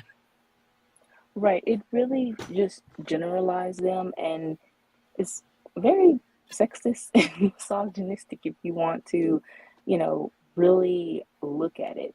Just because you're from an island of women does not, the island is supposed to be diverse. Mm-hmm. It is souls being reincarnated. So, for you to just generalize the Amazons when it's, no, that is not what the island is. It's different, this is a race, different, even different heights. Not all of the Amazons are, these athletic, tall women. I like to see the diversity of ages and, body types, skin colors, anything like that. On that, I'm going to push back on that a little bit, Brit, because I know in like the Amazon, in like the Immortal Wonder Woman book, you had that one shot of that. Let me put it this way: of the overweight Amazon. I'm trying to figure out a more PC way of saying this, but you know what I'm referring to. The problem with that Heavy is that, heavy set. Okay, there you go. The problem with that is that this particular person was a warrior, and I'm like, here's the problem with that. Yes, not all Amazons are the warrior class, but this one particularly was. So I think that's the problem with the way that was presented. Well, you see, with women, Jerry, it doesn't matter your appearance, you know. Mm-hmm. Yeah. You can be of a different size, but you can, you know, it have a, I would say, like playing a sport, you know, maybe you are in a sense judging a book by its cover, but this particular athlete may be a little bit shorter than the others, but they are the best player out there, you know. That is basically why the Amazons represent the every woman type of, have that representation. So yeah, she is a heavy set warrior, and that is, as a woman, that is very good representation, and it should be. Okay. Yeah, anything like that as a woman, that is good representation. It's not anything offensive. It's pretty much, it's more so an inspiration, you know. Okay, I'll give you that. Okay, I can accept that. So this one I definitely agree with. Should have tan, sun-kissed skin and a distinctive, unique accent, because I'm sick and tired of white Wonder Woman with an American accent, even though she's literally from the Mediterranean. From the Mediterranean, so she should have a unique accent, and she is on an island, a tropical island. She does not supposed to be white as snow. Mm-hmm. You know, so that's what I did like about Justice League versus the Fatal Five, is they did darken her skin a little bit, and I'm like, at least you're doing that. Right.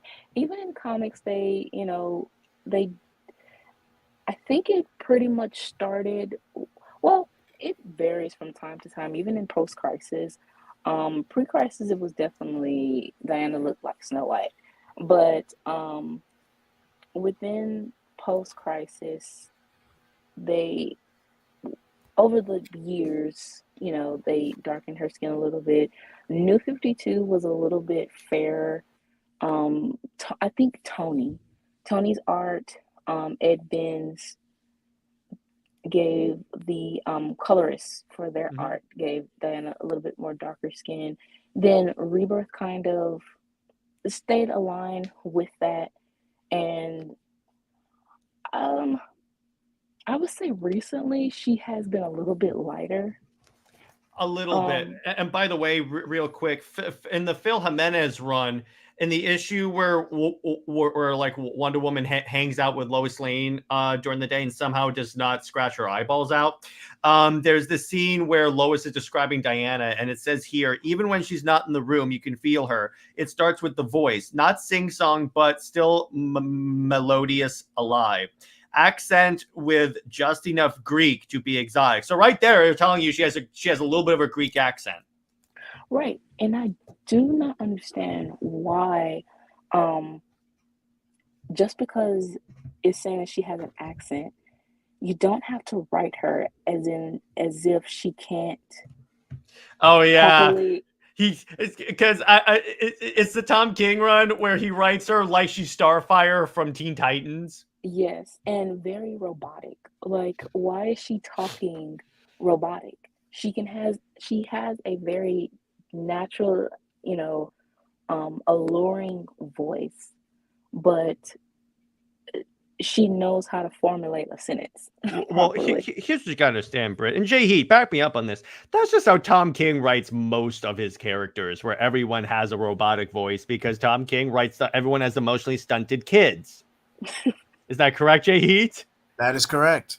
Thank you. The only reason why no one noticed it with Batman is because it fits Batman's character. Everyone else, it's like Wally West. He even wrote her this way in Heroes in Frickin' Crisis. So I'm like, and yes, what Barry Cameron says, because these are American writers, Brit. Yeah, exactly. So it's all self-insertion. Like it's just, here's the thing. Even when Brit and I write Diana, yeah, basically we're imagining her with an accent, but we write it in a way where it doesn't really come that much. In other words, we don't like, because there are certain tricks you can do when you're like writing to like make things sound like you're like Irish, something like that. When I was writing a novel with a friend of mine, we kind of played around with that. But in terms of like of this, at least in our story, Brit, Wonder Woman sounds like she has emotion. So Exactly. it's I'm just, even in Suicide Squad, kill the freaking Justice League for all of its problems, Wonder Woman sounds like she has emotions. Yeah, I mean, how I write Diana and how you write her. There are certain, Diana is sometimes formal, very she's very respectful to certain like terms. So she will use sometimes big terms in a sense, and she will speak in a poetic type way as well. But again, she still has this natural flow of speaking, as it's almost like she's singing, and just this very calming voice, you know. But that's the voice.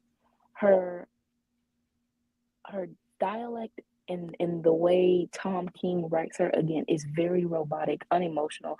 And the fact that we are reading and so many people can feel that while you're, looking at the page and reading, that says so much, that all of us individually, we aren't in the same household, comic shop or whatever, or on the same computer screen, phone, or tablet, but we all sense that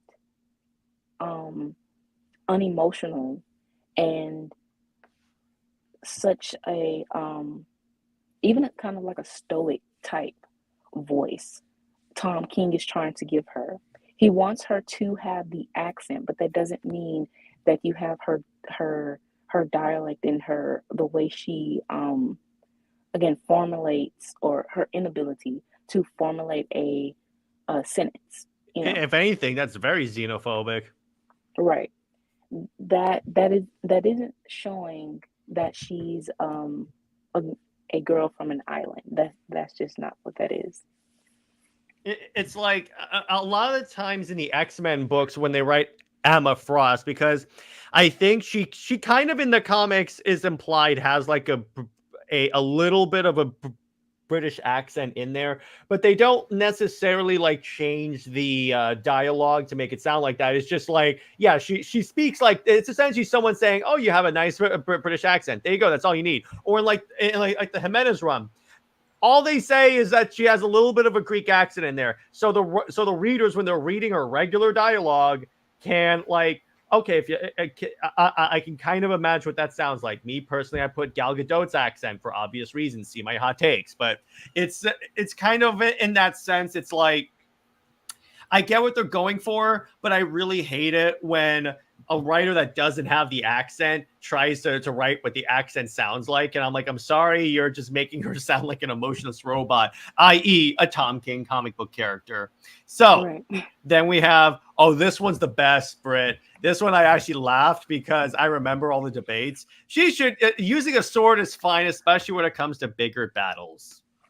Okay, so love the lasso, everything like that. Diana can throw a punch, throw a kick. But at the same time, when it comes to the demons, fighting against Taurus, Dark side. dark side, she, well, okay, so I'm gonna reference pretty much Tomorrowverse a lot, because it seemed like that universe tried to address certain things for Wonder Woman.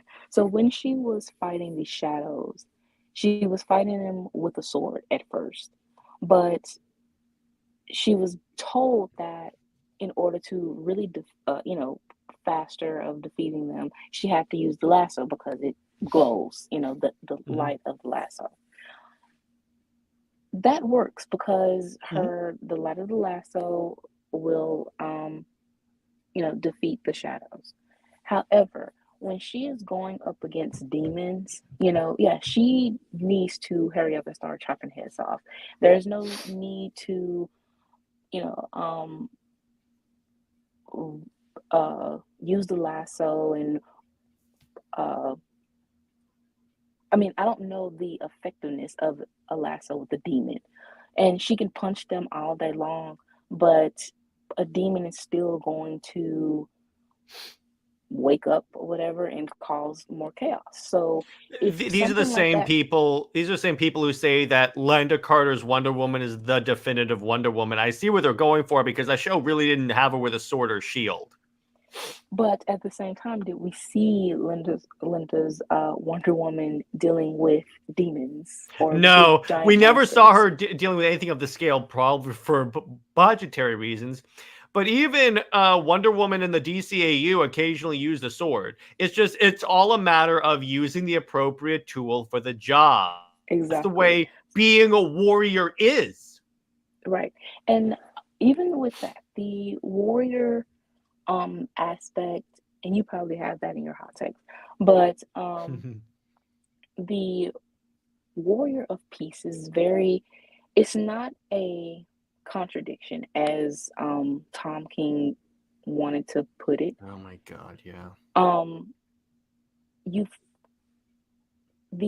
Pretty much, if you say that, what does a warrior do? They fight. So she is a fighter for peace. So, and sometimes I got news for you. No matter how many times you try and try the peaceful option, eventually you're gonna have to take out a sword or start swinging hands. That's eventually gonna happen. Right. As long as Diana basically goes through every option that's non-lethal, and if that's her only option, then that is her only option, and she shouldn't be reprimanded or anything like that. And that's my problem with the Max Lord story as well, because she had no other options. So if snapping a neck is, that's how you're going to save billions of lives, snap as many necks as you have to. The neck of the man that was mind controlling Superman. Right. Even when she threw the tiara at his neck, he could heal or whatever, but she did what she had to do in the moment of no other options. And that is the thing that so many fans it's kind of like they have just like this tunnel vision, and any type of other avenues or viewpoints, they refuse to see it. But exactly. And more on that next week, by the way. But go on, Brit.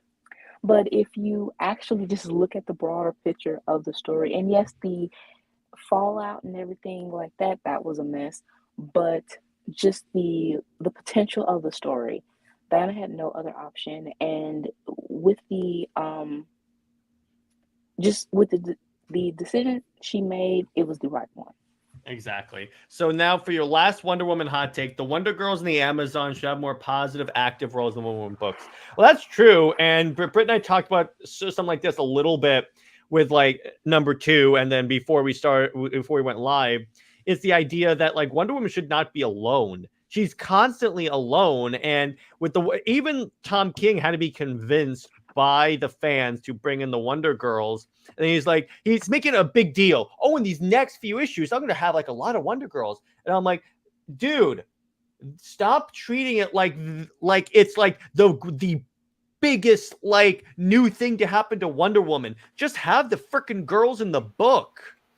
I hate to interrupt it, but why is Diana teaming up with Robin in the upcoming issues? That's my problem too. Again, it's like, what the heck? Go on, because well, to answer your question, Tom King, he prefers writing Batman and Superman themselves or the characters, especially the Super Sons. So he basically took that opportunity to write Damien for some reason. Um, some are speculating that the reason why he's teaming Damien is teaming up with Diana is because she's gonna have Trinity. Well, she's not having her, but Trinity is being introduced in the story, so he is going to be like a babysitter for her. Um, to tie that all in. If you can have, but going back to this, if you can have 50 million Kryptonians, that's very much redundant. Um, and if you can have 50 million Robins, I would say that the Robins, they have different personalities, different, stories, so they aren't that redundant. But if you can have them, you can have the Wonder Girls. And Exactly. And by the way, Luffy, and how you doing, bro? She says, I cringe at the idea that Tom King is writing a Trinity book. It's so stupid to be introducing another Wonder Girl when they haven't even explored the ones that already exist. But here's what you have to understand, Luffy. Tom King does not get residuals from the other Wonder Girls. He gets residuals from Trinity. That's why he's doing a Trinity book. exactly. Mm-hmm. That whenever you wonder why creatives are making another version of the character of like another Superboy, another Wonder Girl or such, that's why residuals. Right. So I just can't stand the fact that recently DC has either turned the Amazon into snakes or they're all dead. And with Tom King's run, he started off with the Amazons being, first of all, having the Amazons like live in the outside world. They have established homes and um, families for decades. That is something that takes away Diana's uniqueness, I believe, because she is supposed to be the one to explore the outside world. So for Amazons to already be there, it's kind of like, um, and thousands of Amazons to already be in the outside world. It's kind of like, so Diana didn't know of them. It doesn't really make any sense. But Tom King, with his contrivances, they are either imprisoned or they are killed. And the fact that we don't have that emotional, like, of Diana going to see her sisters if they are held in a prison, or if they are killed, we don't see her have an emotional reaction. We don't see her going to their funerals or anything like that, or going back to the island to um to bury them properly. She takes a young boy to the island, but her sisters, why didn't they come back home? It you are disrespecting just the entirety of Wonder Woman's purpose and her female supporting cast, just because you would rather emphasize on Batman, Superman, the Super Sons, and Steve. This male dominance, and that is not what Wonder Woman is about. Yeah, exactly. So then Brit's got some general takes on DC, and these are fairly tamed for what I was expecting. Yes. Number one, with the exception of Aquamira and Scott and Barter, no marriages or endgame in the main continuity. That is a hot take. Because it just feels like, and Didio said this, that the story pretty much ends, and it does, because they feel limited. And it's especially with post-crisis Superman, you felt like some writers wanted him to explore different love interests, but they couldn't because of marriage. Um, and it does feel, especially when it feels stagnant. You can have like mangas and animes. They have a beginning, middle, and end. So if characters get married or a specific love interest, you expect that. That is the end. But Western comics, and characters, it's an ongoing story, and you have tons of relaunches and reboots to keep it going. So yeah, the marriages, if it's not set in stone, which the Chloe's marriage is just not set in stone like that. and it's creating stagnation for Superman's character. It just shouldn't be. You should just let the story, flow as it may, instead of just restricting yourself, especially when they try to do like the future stories, and it's like that is not the set future. You can't really tell the future, and that's the problem with Trinity, is Tom King is trying to force her to be, just a set in stone future for Wonder Woman's legacy. But we know that the next writer is probably going to dump her into, the Phantom Zone or something. Well, if I were the next writer for Wonder Woman, I would just do not reference her ever again. Don't even say where she went. Just just as far as the reader's concerned, she vanishes. It's like I'm writing her, and then some people, if someone tags me on Twitter and goes, "Hey, where's Trinity and all this?" I would go, "Trinity who?" That would be me. Yes, I'm a little bit of an a-hole for this, but I'm like, stop adding in Wonder People. It's my same thing with stop adding in Lantern Corps. You're just diluting it. But it's like, yeah, I do agree with you. I mean, there are some characters that I think you could do like a marriage story like Batman and maybe have some pretty cool stuff in that. And maybe Wonder Woman and Superman, just saying if they actually committed to doing that. But it's like, to a certain degree, yeah, it does limit your storytelling. I mean, to a degree, because I always say if you think it limits your storytelling, then maybe you're not being creative enough. That is true. But with the limitations of the hero marrying a civilian, and again, that's the key thing. That's the key thing, because when I had Comic Story on my show, that's what he told me. He goes, the problem with Lois Lane is that there's very little you can do with her in terms of a compelling story when it comes to a civilian. Because here's the thing. It's like, even when I use this story all the time. When I first read the Warworld saga, and I'm flipping through the book, it's like in the first arc, literally the first arc that leads into Warworld, and Lois Lane is standing there with a gun, and she's in danger, and I'm like, Superman's gonna save her. Why should I care? It's like, when you have those rules, like Superman will always save will always save Lois. I'm like, then you just made a very stagnant story, and it doesn't don't tell me it turns out like Injustice if he doesn't, because it doesn't. But it's one of those things. Now here's a point that I want some clarification on. So no biological kids for particularly Superman and Wonder Woman, the main continuity. Does that apply to when they're together or just in general? Okay. No, it doesn't apply when they're together, because first of all, they just wouldn't have kids present day. It would still be a far future story. And unless the biological kid comes from the future or time displaced or something like that, again, the main continuity stories are ongoing. Mm-hmm. So it just trying to solidify with a marriage or with kids, again, you're limiting the story. So even with Clark and Diana being together or not, I still don't see this a kid, unless you have the kid be unique. And I don't really trust the writers, nope, with a biological child of Superman and Wonder Woman together. It will be a child that's pretty much a carbon copy of one or the other. Particularly, it will probably be of Clark, because of course they don't, What does it say? What does it say that Frank Miller wrote the kids of Superman and Wonder Woman better than the other DC writers? Right.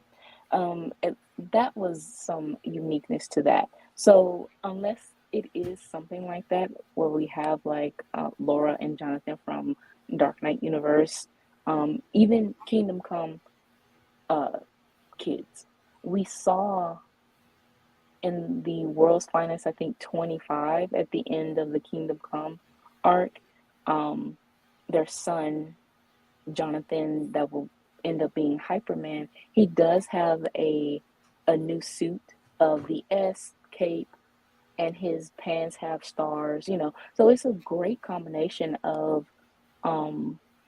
his parents, but you still don't want him to be just a carbon copy of them. He has to have a uniqueness, and I don't think that the writers can make the child unique. So I would just rather not have a biological child in main continuity.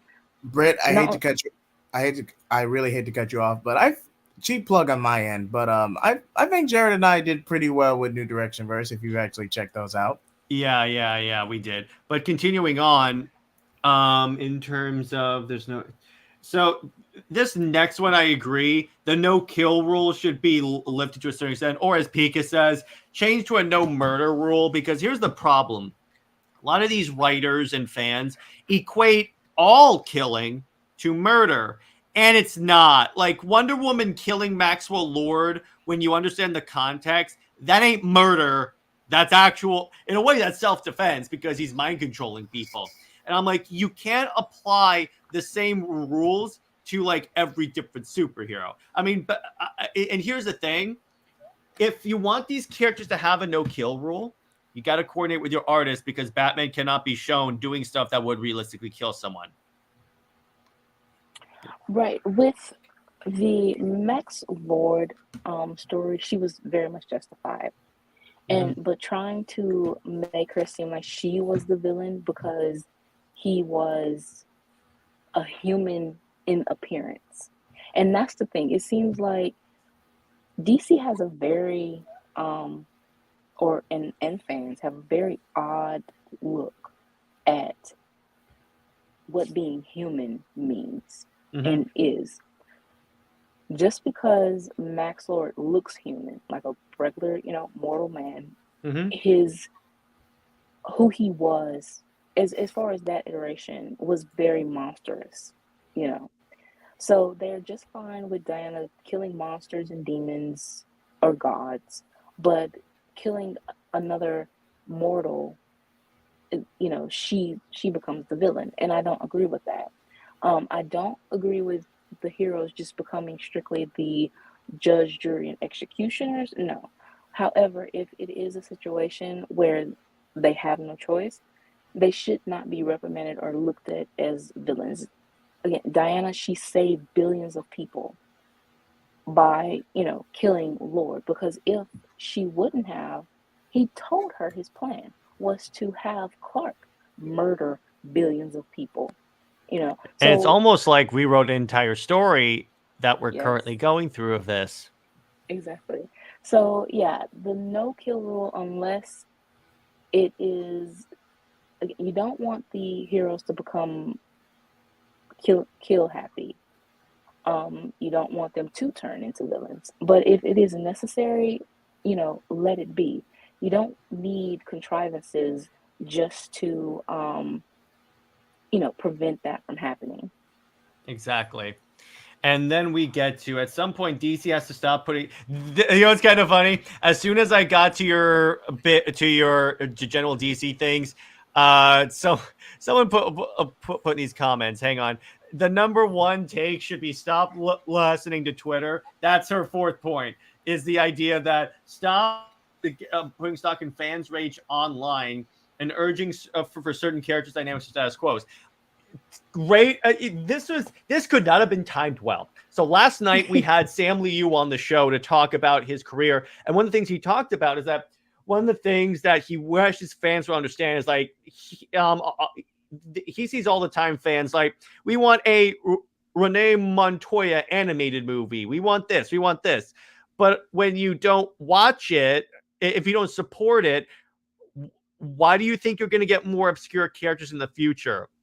It's the thing. It's the idea that, like, with Wonder Woman, I brought this up because the Wonder Woman animated movie Bloodlines didn't do well.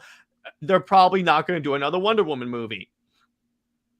Right. You have Dan DiDio. He basically said they listen to fans online to bring back post-crisis status quo, bring back post-crisis this and that. And he did with Rebirth. It was a one-hit wonder, nostalgia, throwback, all of that. But he basically said on paper, yeah, it looked like Rebirth was a success. But when you factor in, they did double ship, their biggest titles. They but everything else pretty much did not do well. And retailers have said that New 52 still sold better than Rebirth. And Ha! and at the end, Lydia also said that it's some things that were implemented in Rebirth that he pretty much regret bringing back. So obviously the main thing was the marriage. And so it didn't work. Just because you had John Kent, his with the Super Sons sold less than Superman and Wonder Woman and Batman, Superman, New 52 books. Rebirth Trinity. Consistently. Well, actually, the first issue of Super Sun sold great at like 99,000. That was fine. Then it just takes a deep dive. It takes more of a deep dive than Tom King was capable of. And then here's the thing. It would be one thing if it did this, because even at its worst, Superman and Wonder Woman like vacillated and was steadily like moving. Super Sons just kept going down. And whenever they relaunched it as like Adventures of Super Sons, it would still be going straight down. Yeah. Or it did less than the last one. And then you had John have his own book, and it debuted at only like I think 75K. So and the only issue that really sold well was because of Speculators, the one we came out as buy. And even issue 5, and then issue 6 just torpedoed down. So just because you have these online fans that it's free to type on a computer or text on your phone, tablet, or whatever like that, but actually putting money in, no. I mean, the way the economy is, period, everybody's pretty much broke. So well, the other thing is like a lot of these people don't actually buy the book, so there is that. Right. So I mean, you're paying $5 for a comic that you pretty much are only going to read like 2 minutes. So, within this economy, that is not good. And that's pretty much why the online fan bases are advocating for piracy, because, they don't have the money to spare. But yet they demand these companies for what they want. And it's kind of like, well, these companies, in order for them to continue on, they need that support. It's called, as far as I know, Brit and JHEAT, we still operate in a capitalistic society. And the way capitalism works is a company makes money. That's kind of the way a company works. I mean, WB obviously does not understand that because they're currently in the crapper right about now. But it's like the thing about it, and Danny Dio brought this up. I'm glad he was self-aware. I wish he was self-aware when they were doing this, but still, he's like, hey, what's up, Muhammad? Why are they going back to the continuity that made them want to reboot in the first place? I'm like, wait a second here. I feel like I can answer that because, and I'm seeing that, and I'm advocating purely from a business standpoint, not so much, comics, era, nerd stuff. This is pure business. Flashpoint was a new jumping on point, and they seized that opportunity. And there's nothing wrong with that. New 52 did decent. It just imploded. It did well. It just imploded due to lack of planning. But I believe the overarching problem is there was no closure or transition or finale to cement. Okay, no, Flashpoint was a self-contained story, and Editorial just jumped at the chance. Because they didn't have it. Well, here's the thing, Jay. It wasn't like they just jumped at the chance for like craps and giggles. They didn't have a choice because AT&T approached them and said, either improve your sales or or you're shutting down. So they didn't have time. That's the thing when people say, at least they should have at least concluded post-crisis. They didn't have time. They just said, okay, reboot. That's the way that's the way it'll sell. Complete and utter reboot. Because otherwise there would not be DC if they waited that long. Because post-crisis didn't sell well at the end and didn't look like it was going to improve at that point. Right. That's my problem with a lot of comic book fans. I'll talk about this next week. A lot of comic book fans focus too much on what they want and not what's good for the company and the brand in general. Like, let me put it this way. If SuperWonder didn't sell well, I would say, yeah, I like it, but it's not for me. It's like, I'm like, no, it doesn't. If it didn't sell well, I'd be like, okay, I like it, but it didn't sell well. Luckily for me, it did sell well. And by Muhammad, it is currently 11:05 over here PM. But anyway, so go on, Brit. Yeah, I totally agree. If SuperWonder did not sell well, if it wasn't marketable, um, you know, yeah, we like it, but we would definitely agree that okay, that is why it isn't something that DC is pursuing anymore. However, because it outsold Clovis, with the Handedly. rebirth, yeah, with the Convergence spinoff that DC basically was promoting, or they would promote Superman and Wonder Woman the last volume as a breakup, or that this couple is doom and gloom. But here to prop up that Convergence spinoff book, especially with Jurgens, he was saying how Clovis is unbreakable. They are, and calling them the original power couple. This is the most anticipated book. But when it came out, it only did 30K. So you compare 100K of Superman and Wonder Woman to 30K of Clovis. That is a very big difference and shows how incompetent as a business you are. And even again, that goes back to online chatter of you can have this many likes and that's free. You clicking a button. Well, Twitter isn't free as as it once was, but you still have that free ability to like or comment, and that's all they see is the certain amount of comments, a certain amount of this and that, but are you getting the money that that will equal out to all of the comments? No, you're not. So yeah, DC needs to stop worrying about the online raging and look at their business model.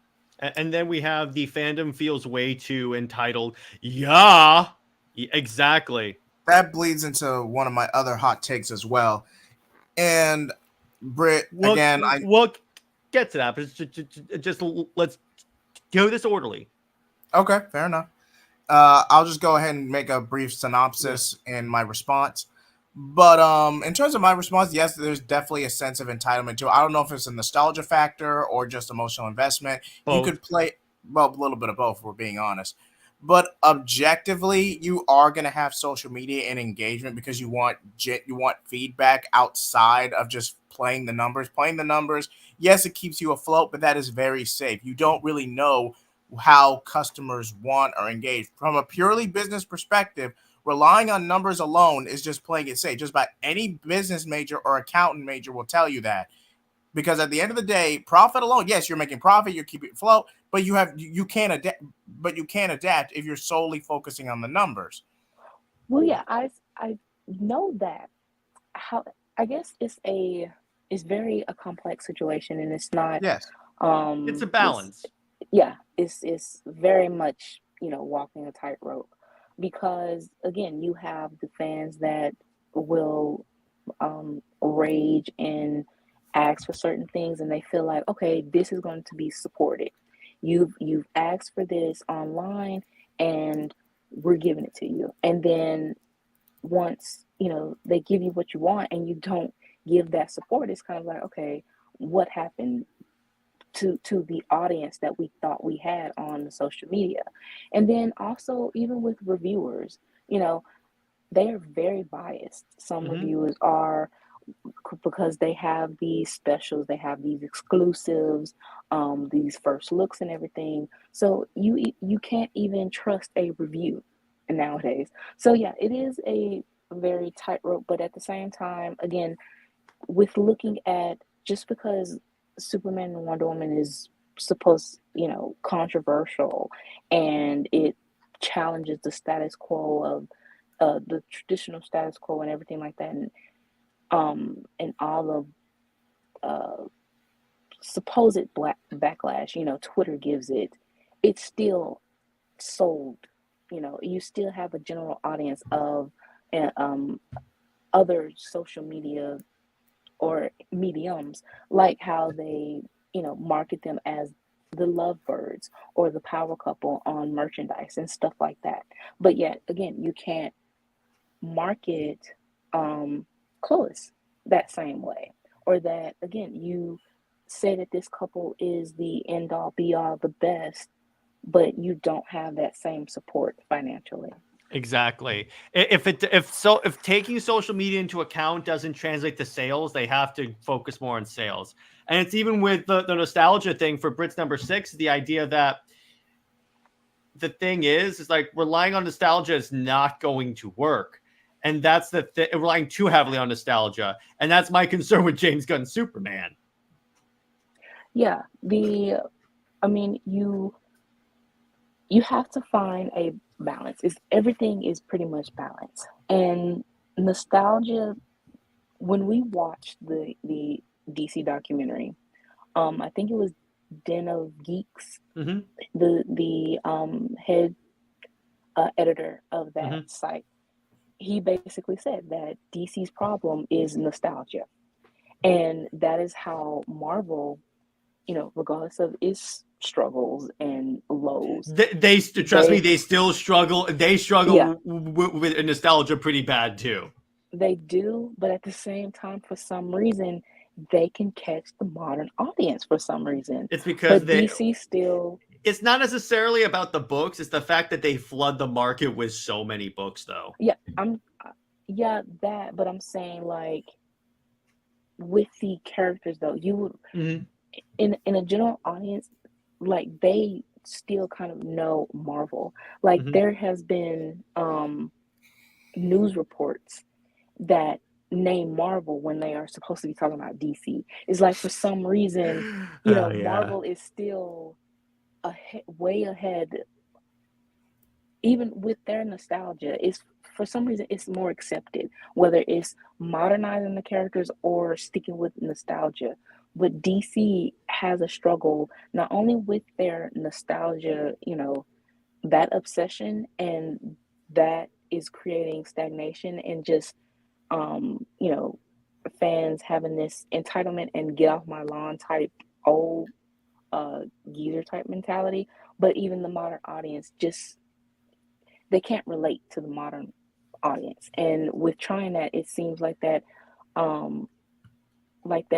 how are you doing, fellow kids type mentality. That's really cringe. Exactly. That's very cringe. And it comes across as like the snowflake and safe space thing. They're like, oh, these kids really like this stuff. So now it's my turn. Oh, Lord. Oh, boy. I am going to burn DC to the ground with these takes.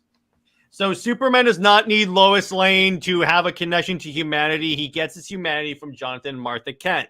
I'm basing this off of the fact that he was Superman before he met Lois Lane.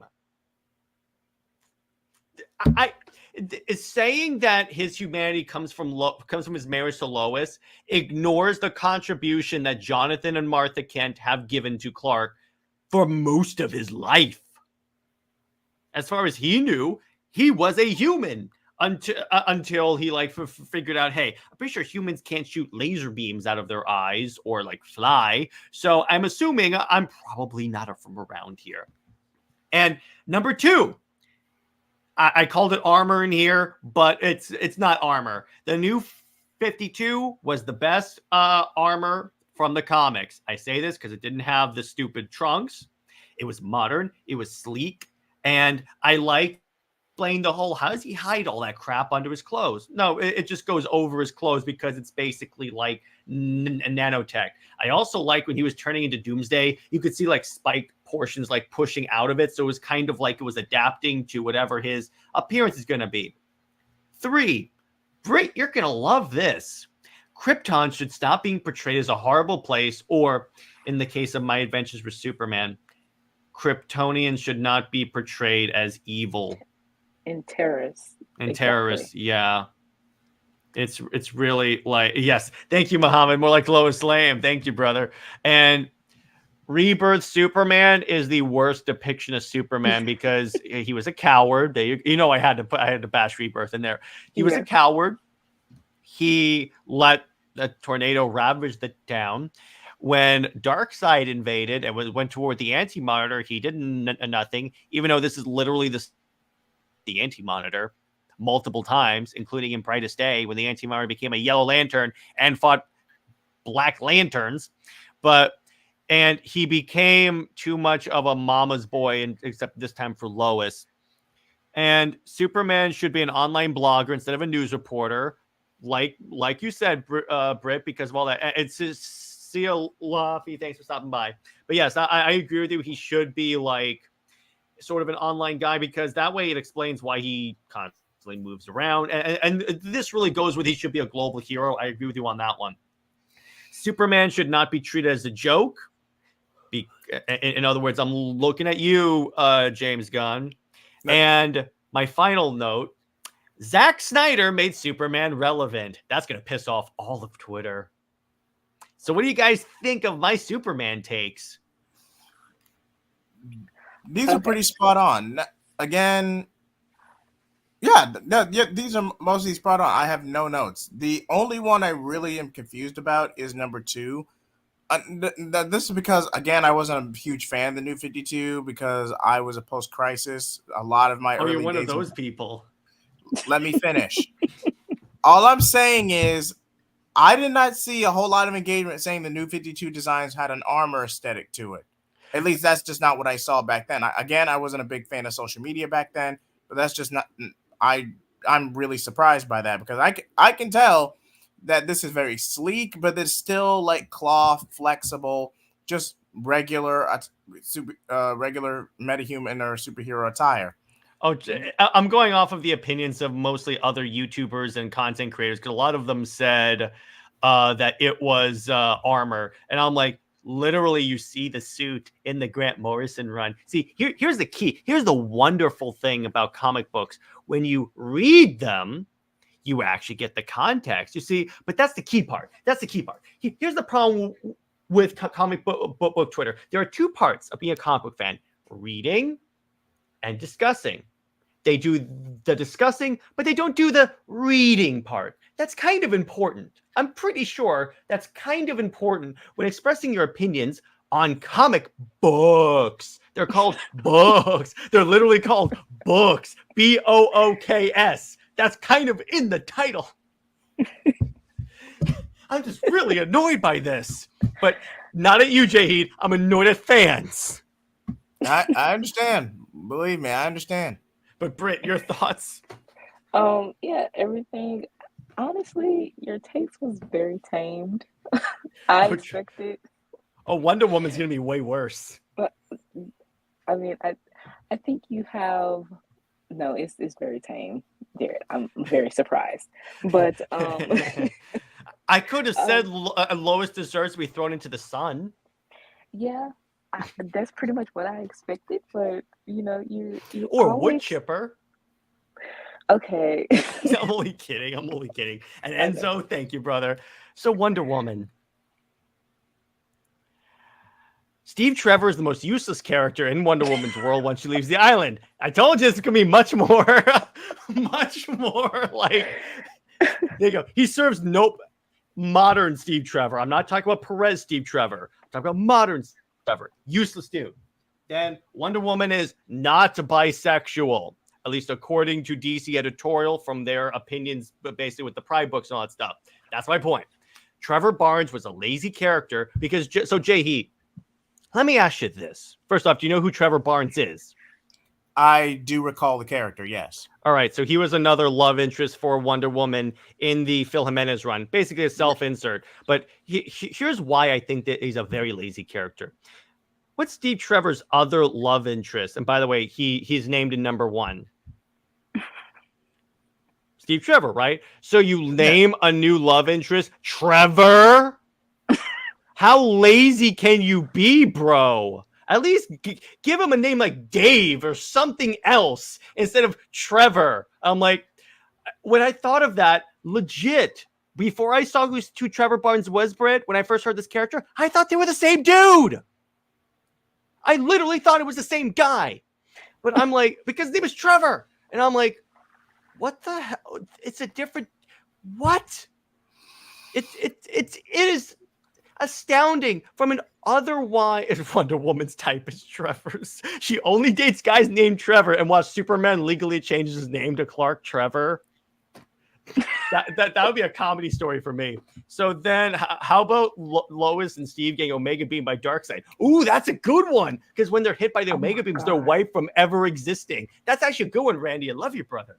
So then the new 52 armor is actually pretty cool. Like this, and then like the God of War suit and stuff. I really enjoyed. Actually, no, by new 52 suit, I'm referring to the one that Brit said looks like a linebacker, the one with the Wolverine blades that come out.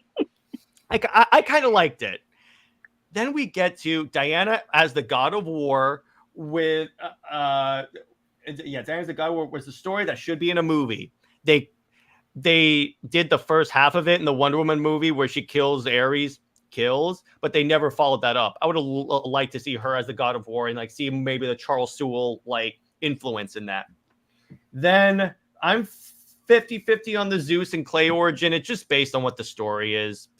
She should not only use the lasso. I think Brit and I agree with you on that. And then Gail Simone's run was weak.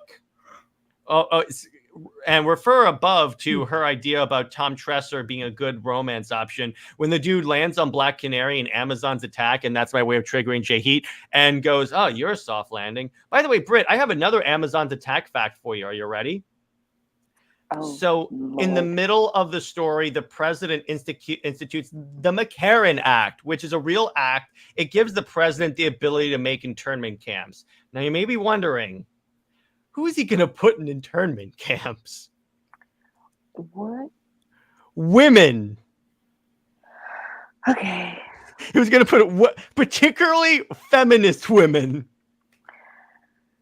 Okay, who wrote this? This was Will Pfeiffer. Okay, because and by the way, it would be one thing if they showed like women joining the Amazons, but no, they never show us. He just says, "I'm gonna put women in internment camps." I really want this like storyline to be. By the way, JHEAT, it's a new thing. I like bringing up random facts about Amazon's attack just to see. This is Brit's Joker origin story right about now. It is, because the more unsolicited information you give me, the shade. Wow. I believe it, Brit. I believe it. This story. He read it too. It's like, please, like. I needed to burn. I needed to not exist anymore. Like, oh my gosh, it's so good. And going with the fact that with Gail Simone, she has an issue with Clark and Diana being together for some reason. Well, no, her reasoning is that she's a Lois fan, and yet she puts Wonder Woman with a raging misogynist. That is my thing, is that I'm kind of like questioning, your issue with certain things.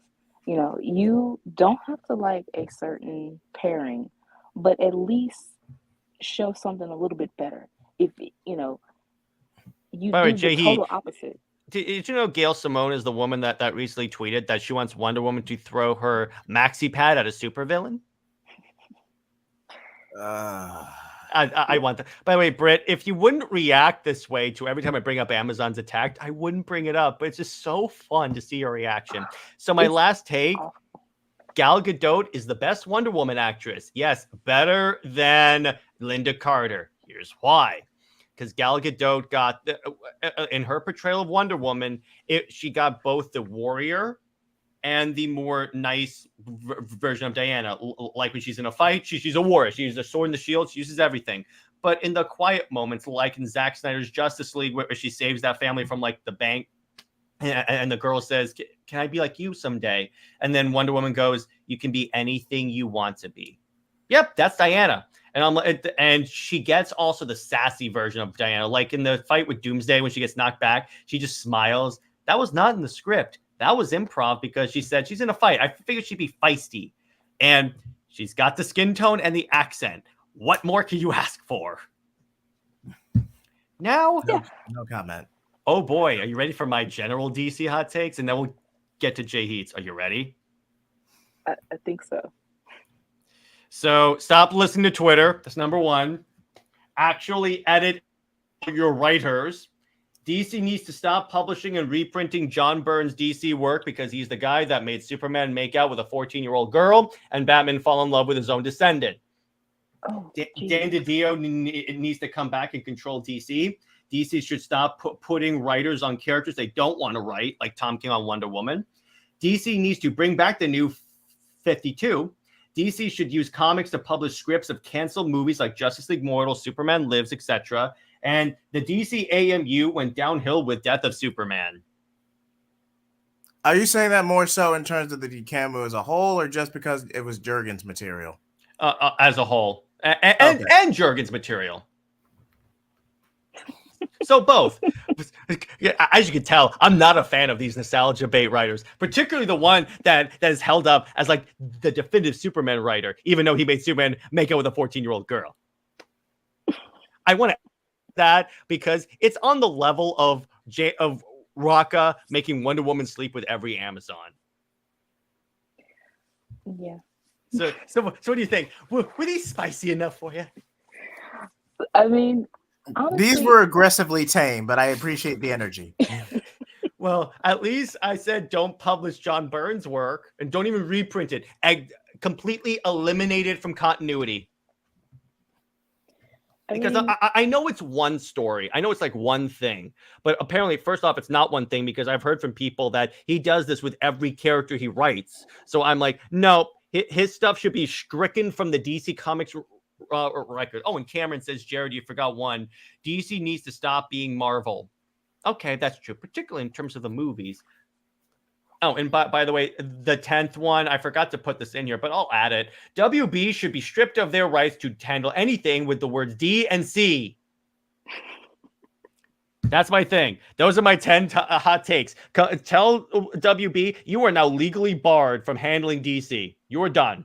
You have abused the brand, trying to be like Marvel. You have destroyed public confidence in these characters. And really, ultimately, whenever anyone says, who's DC's greatest supervillain, it just show them the WB logo. And then add a D after it for good measure, both as a reference to WBD, but also the D to also stand for something that I want to call WB, but I can't because this is a PG show. So continuing on, those are my DC takes. Now we get to our good friend JHEAT. And the reason why I'm not going into discussion on these because Brit, you and I talked about all these in the first 2 hours of the show. So good work, you covered it. So. Yeah. JHEAT's hot take. So for Wonder Woman hasn't gotten a proper adaptation outside of either ensemble roles like Justice League or Justice League Unlimited. The DCEU was the first step in the right direction by actually giving her a movie, but it was undermined because of the rush to compete with the MCU. Do you want to elaborate on that? Yes, I actually do. Because, yes, the Wonder Woman movie, arguably the best film in the DC Extended Universe, highlight. Except for the Snyder Cut. All right, I'll let you have that as your show, except for the Snyder Cut. But the commercial rush and everything in between 2014 to 2016, it completely not only undermined it because what's the best way I could say this? It just didn't do you any favors. Everything going on with studio interference, the tragedy that happened in Zack Snyder's personal life, it was just. Everything Warner Brothers is going through now, regardless of DC, is just a monotony of corporate greed and just bad business decisions. So I think we can all agree at least on that much. Yes, exactly. And Muhammad, I'll tell you what, after we get through JHEAT's hot takes, we'll each give a Batman one. So continue on. Okay, and then number 2 is most writers recognize the iconography of Wonder Woman, but not how to make the character stand on its own. Tom King is a perfect example. Elaborate. Basically, it's either very bland to where it's very cookie cutter. You could swap her or any other character out and nothing in the story would change, or it reaches borderline fanfic. And Jared and I actually started the New Direction version, which is relatively acclaimed, and we actually take the characters into account. And by the way, you may ask, Jared, did you like basically disrespect Rebirth Superman in your in the New Direction verse as much as I wanted to? As much as I wanted to have him trip and fall into a kryptonite rock, no, I didn't, because the purpose of the New Direction verse, or even in the Shelter verse, as Brit and I have written it, is we don't disrespect other people's favorite characters. I know it's a novel thing in DC fandom, but it's called being a true fan. But that's kind of the way I do things, even though how tempting it is. But yeah, and that's the problem with a lot of writers. They don't write uniquely for Wonder Woman. And that's the thing about like the Perez run. You can't take Diana out of that and replace her with another character. That is uniquely Wonder Woman. Right. I want to say that she can stand on her own. It's the fact that DC is a boys club, and you want her to be part of the Trinity, the bigger character, but it's kind of like she's the token girl, and they don't take her serious. Her story is unique. You really can't swap out Diana for anyone else. Because of what she represents, because of her story, which is, if you go with the Clay origin, she is a reincarnation of Perez to reincarnated soul of an unborn child, with Hippolyta being the reincarnation of the mother. So you have that mother and daughter story, and everything that the Amazons went through. And then you have the gods and their role within, whether it's negative or positive, within the Amazons, and then with Diana herself and what she represents, also walking that line of, she's not a goddess, or she doesn't want to be one, but she still walks that fine line. And then with her immortality and everything like that. So no one can have the same story that Diana has. It's just the fact of and also it's not even a gender thing when it comes to the writer, because Perez, as a male writer, he wrote the definitive golden standard of Wonder Woman. Even though he had a few problematic things of his own, he still is the golden standard. But you have Gail Simone. Well, actually, Britt, that's a good point to bring up, because one of the reasons why the Perez run was so good, he actually wanted to write Wonder Woman. Right. But Gail Simone, being a woman, how she had Diana with a raging misogynist, that isn't good. So it doesn't matter which gender is writing her. It's just the fact that understanding who she is, her purpose, and having respect for her, and not feeling Tomasi saying that he was intimidated by her, that it was difficult because she demanded the spotlight. Well, yeah, that is who she is. That's Wonder Woman. Yeah, she demands the spotlight. She demands equality. So if you are afraid to write that, then your ability as a writer is questioned. So It's not the character, it's the writer. Yeah, exactly. And that's the thing. It all depends on who's writing the character, because I'm sure there's some great way to write Lois Lane. I gave you a great way earlier in the stream. It's just the problem is, here's the problem with Lois. She keeps being written by the same people that came up in writers in the time when she was abrasive and B-wordy. I said, you know what I'm trying to say. So I'm like, what? If these same people are going to write her the same way that I hate her, there you go. Write her well, like in the Snyderverse, Superman and Lois, anywhere of that, I will enjoy the character. That's really it, ultimately. So we've given our hot takes. Now, actually, Muhammad has a good point. So we're going to go around and give a Batman hot take each. I'll go first. His no-kill rule is freaking stupid, because Here's why. Why are any of the criminals afraid of him if they know he's not going to kill them? So ipso facto, if you don't know if you know Batman's not, if you know it, because everyone knows now Batman won't kill, even though he does. If you know that Batman's not going to kill you, it's like, okay, that's fine. I'll get beaten up and I'll get thrown in jail. I'll be fine. Actually, and then one more hot take. Batman is just as responsible for everyone that is killed or maimed by his rogues as the people, because he puts them in prison knowing they will break out eventually. I'm sorry. Either he's an idiot or he's complicit. Either of those are believable. I like to think Batman's not a moron, but with a lot of these DC writers, the way they write people as groomers or anything like that, I wouldn't be surprised. Brit, your Batman hot take. He needs therapy, and he might need to stay a week or so in the Arkham Asylum himself. Imagine Batman in Arkham Asylum.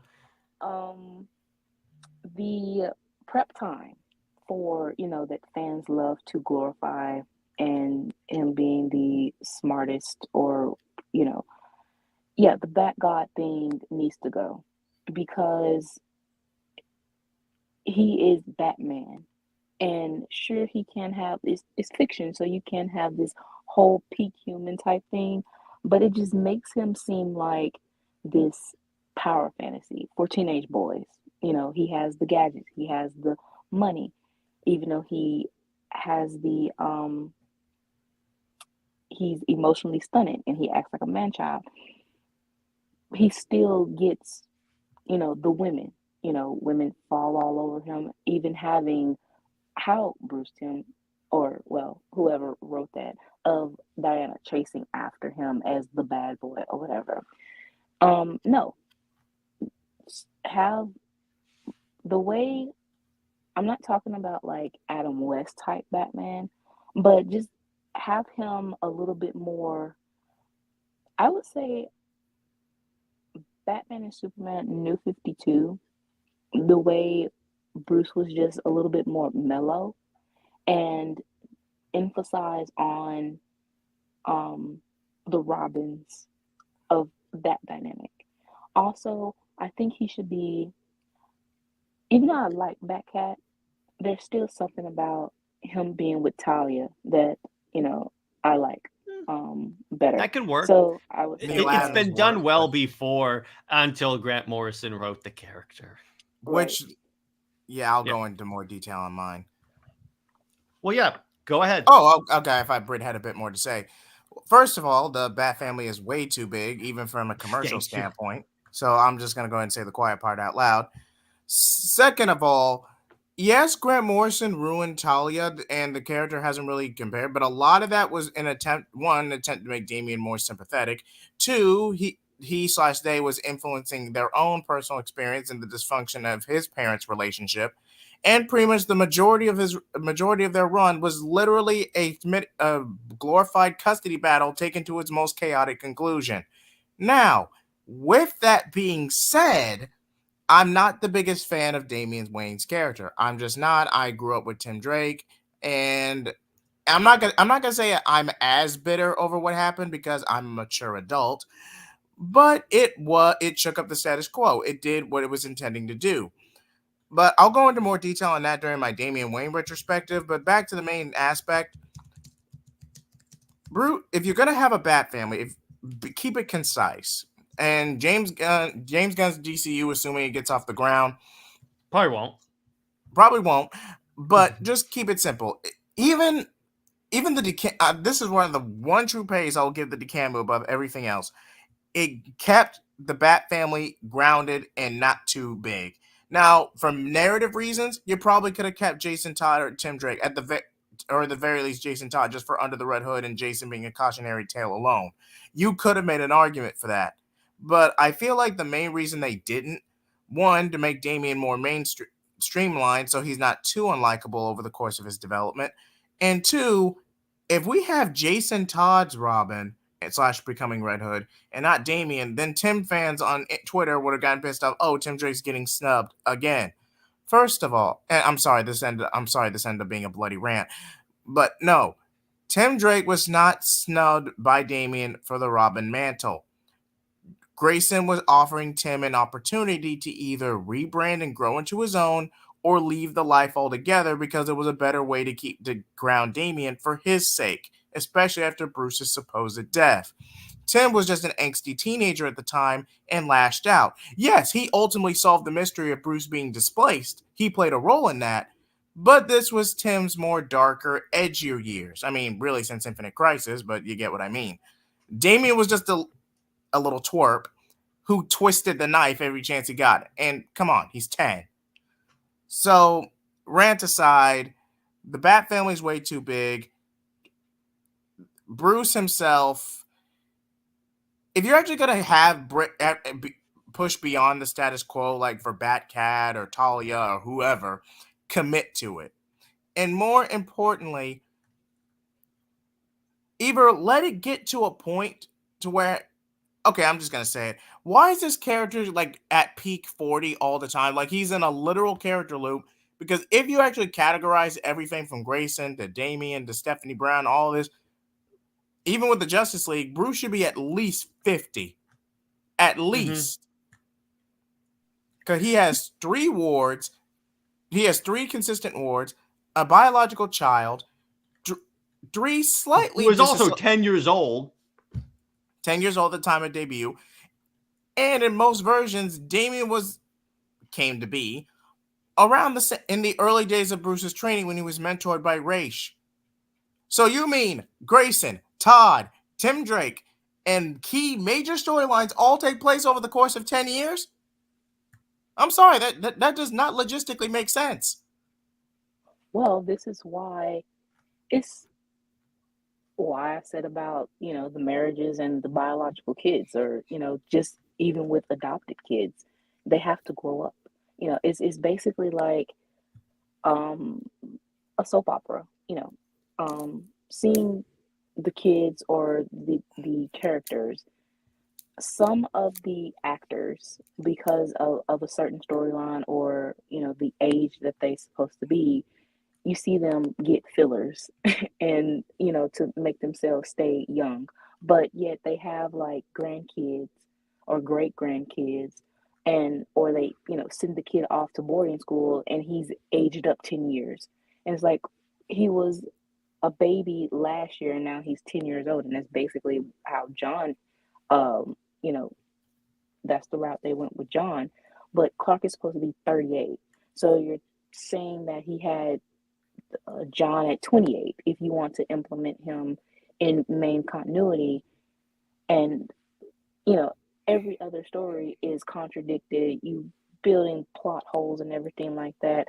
But with, the Robins, I would say that the only way you can make that work is pretty much their ages are a little bit closer than kind of how you see them now.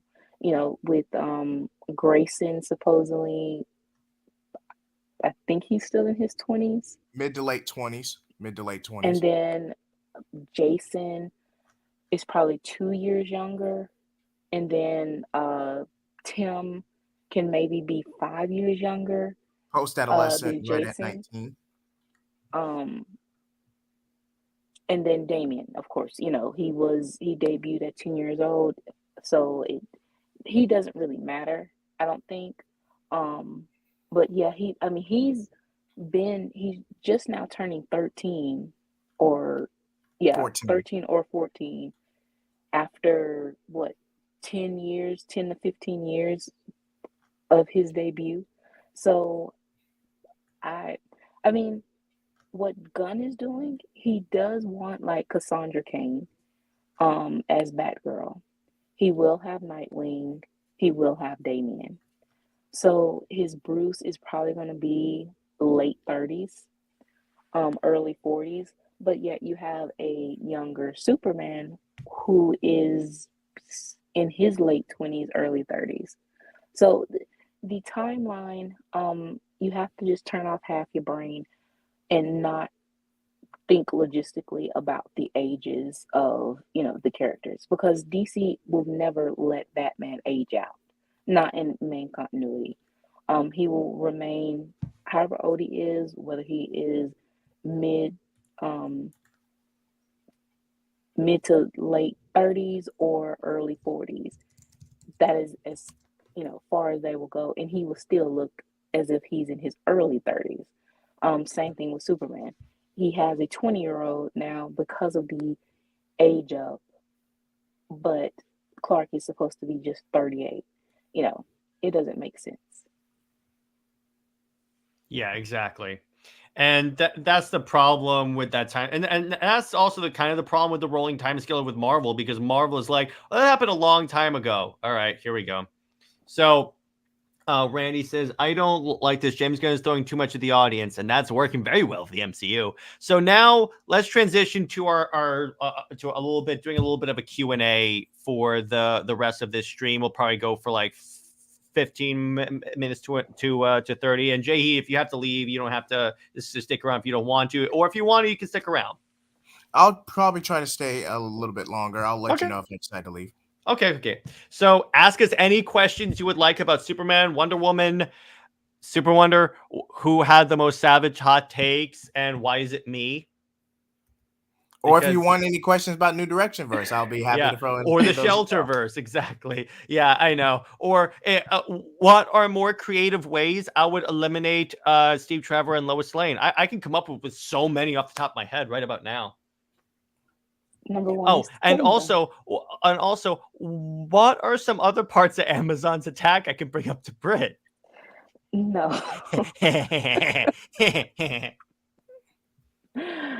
I want to. So much fun. Do you guys think that story?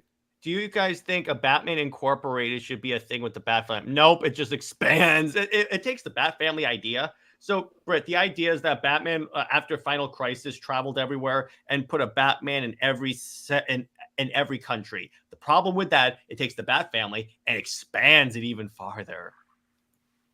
Well, okay, Batman Incorporated, at least the way Grant Morrison used it, it was kind of like his little army to combat Talia and the League of Assassins over the course of that overarching run. So it worked there in that context. But any other, it's just ridiculous. It's global expansion when it really doesn't need to be. Exactly. Atchison has a question specifically for you, Britt. He asks, I already asked JHEAT and Jared this question, but what is your least favorite New 52 book and your least favorite Rebirth book? Okay, so here we go. Because of, honestly, I would split it, because Charles, book that seemed like a total different book, and then Tomasi. So Tomasi's, it's not even a Superman and Wonder Woman book. I don't know what that is, but whatever that was. Whatever that was. Yeah, I love it. That is my least favorite. Everything else is what it is. And also the regular Superman book. I think that they had no idea what to do with that book. And you had Scott Lobdell on it. Jean Yang, he is, a Clois fan. So he wanted to really push hard on that. And basically, he had Steve be like passive aggressive, or act like the jealous ex, and saying that, oh well, I thought you and Diana are together because of matching colors, or something like that. Really childish things to say. So that was the least favorite too. But yeah, the main Superman book and Tomasi's whatever, that is my least favorite. Least favorite for Rebirth, same thing. Superman and Wonder Woman Action Comics, that whatever that was. Whatever that was. Jesus. In regards to Superman and Wonder Woman, and also Justice League. At first, Hitch tried to be a little bit sympathetic, and he also said that he, understands the relationship dynamic between Clark and Diana, and how, even as friends, how important it is. but he turns and does the legacy arc, and you have Diana, assaulted and then commit, unalive herself, and you have Clark, and you have her son propping up the status quo, and Diana herself just being a mouthpiece throughout the whole thing. So yeah, everything involves that involves Superman and Wonder Woman within Rebirth. Can't stand it. Enzo asked, "What's your dream writer?" And he means artist to replace Tom King. In terms of artists, you can keep Sam Pear on the book. I think he's doing a fantastic job. As for writer, if they could get him, Charles, Exactly. yeah, exactly, Charles, please. I mean, is that too much? Charles. Or bring him back and do a, hey, Charles, we'd love for you to do a Superman Wonder Woman book. JHEAT, who would you think would be a good Wonder Woman writer to replace King? Ooh, that's a hard one. Okay, the Azzarello's New 52 Wonder Woman run was pretty good, but if he was still alive, I would get George Perez. I mean, I'm sorry, that's a solid run. That is considered the gold standard for Wonder Woman in the modern age. That's going to be hard to top all across the board. But if I had to pick someone relatively recently, because at least Azzarello, say what you will about New 52 Wonder Woman being self-contained for the most part, at least he could tell an engaging and overarching story and actually expand with using the mythology and what's already established, rather than just Amazon's resenting men, or I mean, think outside the box, I mean, work with this. I hope y'all get what I'm trying to say. Mm-hmm. Yeah. Okay, so how about this? Dream writer, anyone that actually wants to write for Wonder Woman. There you go. Is that too much to ask for?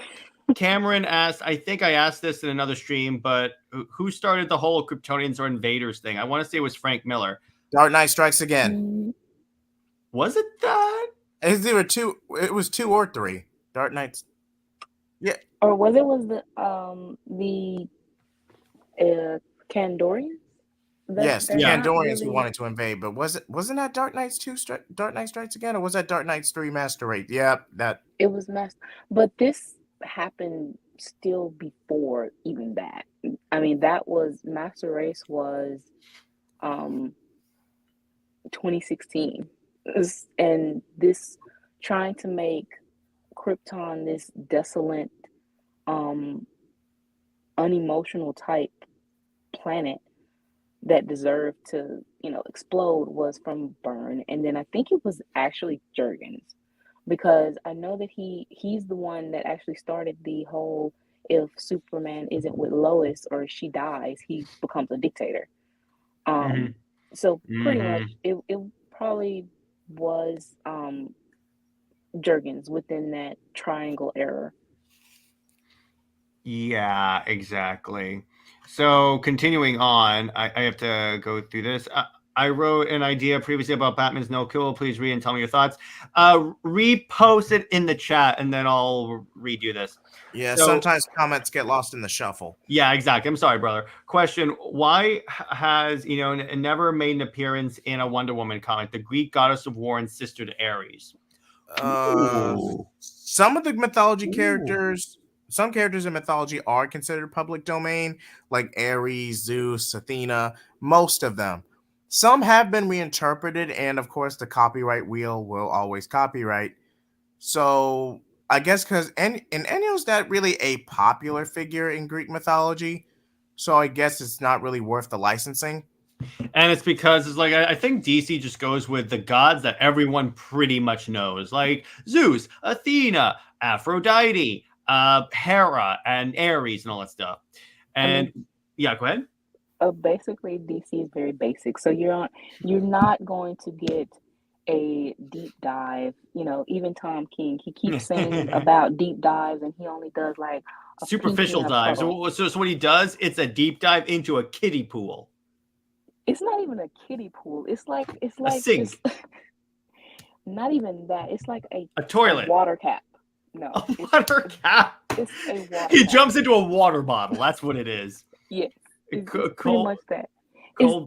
Yeah, go ahead. But also, it's the mini water bottles. It's not even, the tall ones. Yeah.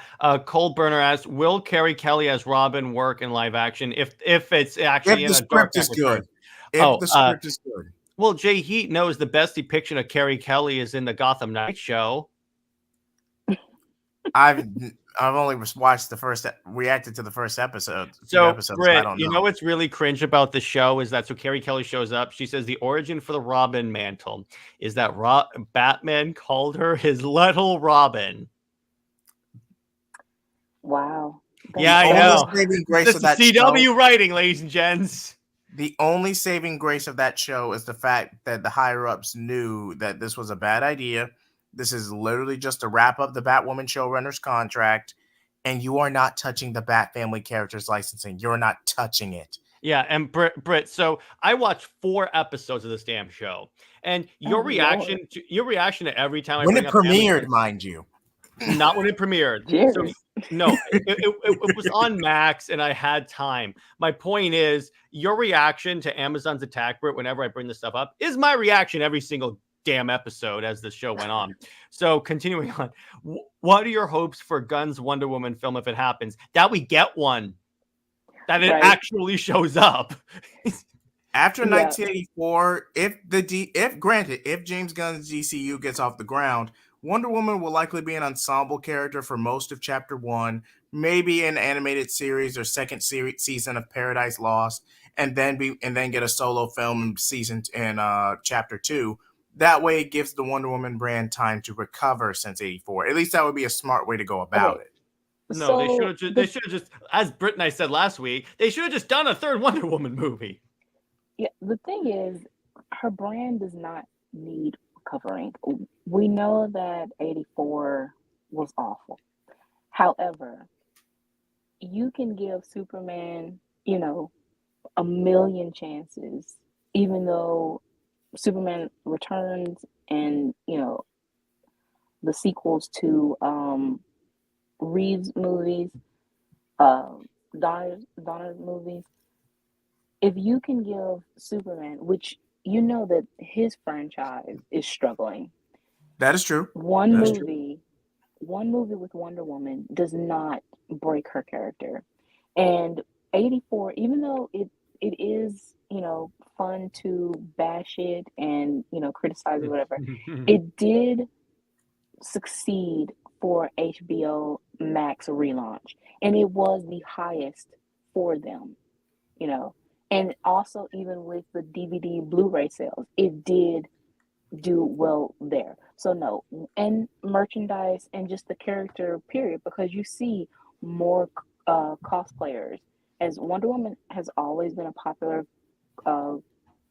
cosplay, but just her popularity really did elevate, and even Halloween costumes too. So I wouldn't say that her character needed a break or anything like that. The thing is, James Gunn is starting from scratch, and he basically fired all of DCEU people, of course, except for the people that he is friends with, has worked with, and that he likes. So with trying to figure out what origin you want to give Wonder Woman. Do you want her to have the clay origin, or do you want her to have the Zeus origin? What adaptation do you want for the Amazons? That is something that needs a little bit more planning.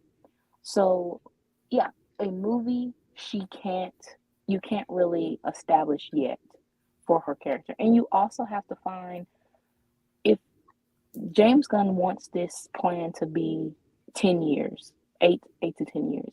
So you have to find the right actress as well for Diana. As we brought up last week. Yeah. So I wouldn't say that, 84 is critically and, panned, and the fans laugh at it all the time, but it didn't break her character. So no, it's not that.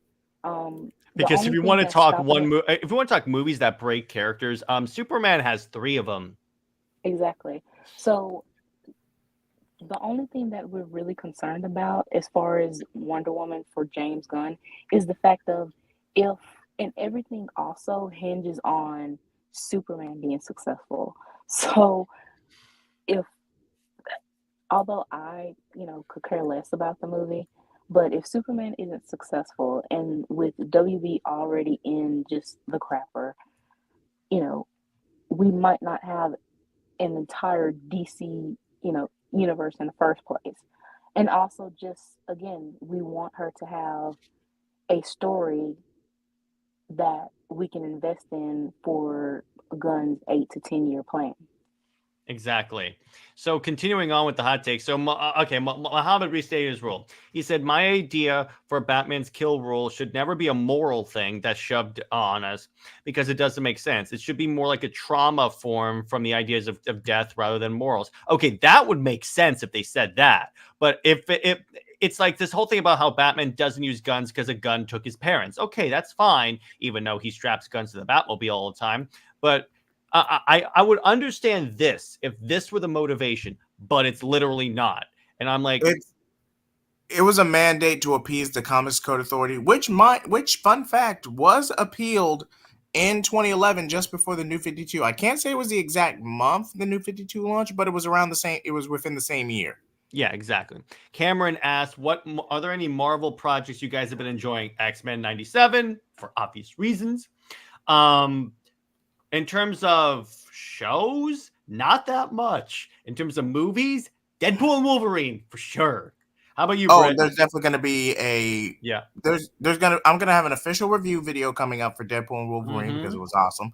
And then I'm going to do a follow-up video with commentary. Hopefully I can get Jared, Talati, and other people on. So stay tuned for that as well. Mm-hmm.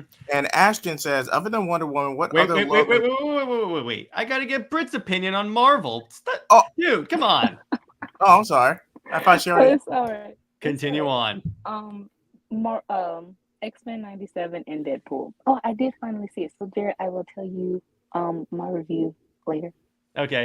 JHEAT, how about you? What was the question? Are there any Marvel projects you've been enjoying? Loki, X-Men 97. Tried to get into Falcon and Winter Soldier, but I just couldn't. By the way, Brit, so you know JHEAT's experience with Marvel, he swore off Marvel Comics the minute they made Captain America a Hydra agent. And you know what historic political group Hydra is associated with, right? Yes.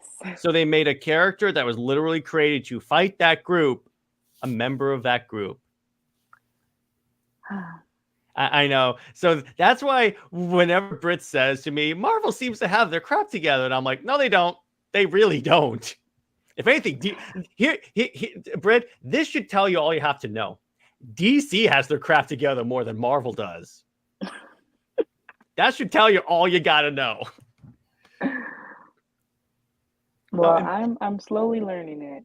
Oh, and by the way, Tevya, happy birthday, brother. All right. Oh, happy birthday. Happy birthday, man. What are your thoughts on giving Wonder Woman a sensational comics run that is a master and student series like Batman and Robin, or just use Sensation Comics to talk about like the Wonder Girls or like the Amazons, or like her world, kind of like how Action Comics is really about the Superman world and like Superman's about Superman. You could kind of do that. Yes. Sensation Comics featuring Wonder Woman was a digital first within the New 52 era, and it was basically an anthology. So bringing that back and having Sensation Comics as an anthology where they had different artists, different writers, pretty much how they're trying to do Action Comics, the all-star type thing where you have rotating creative teams.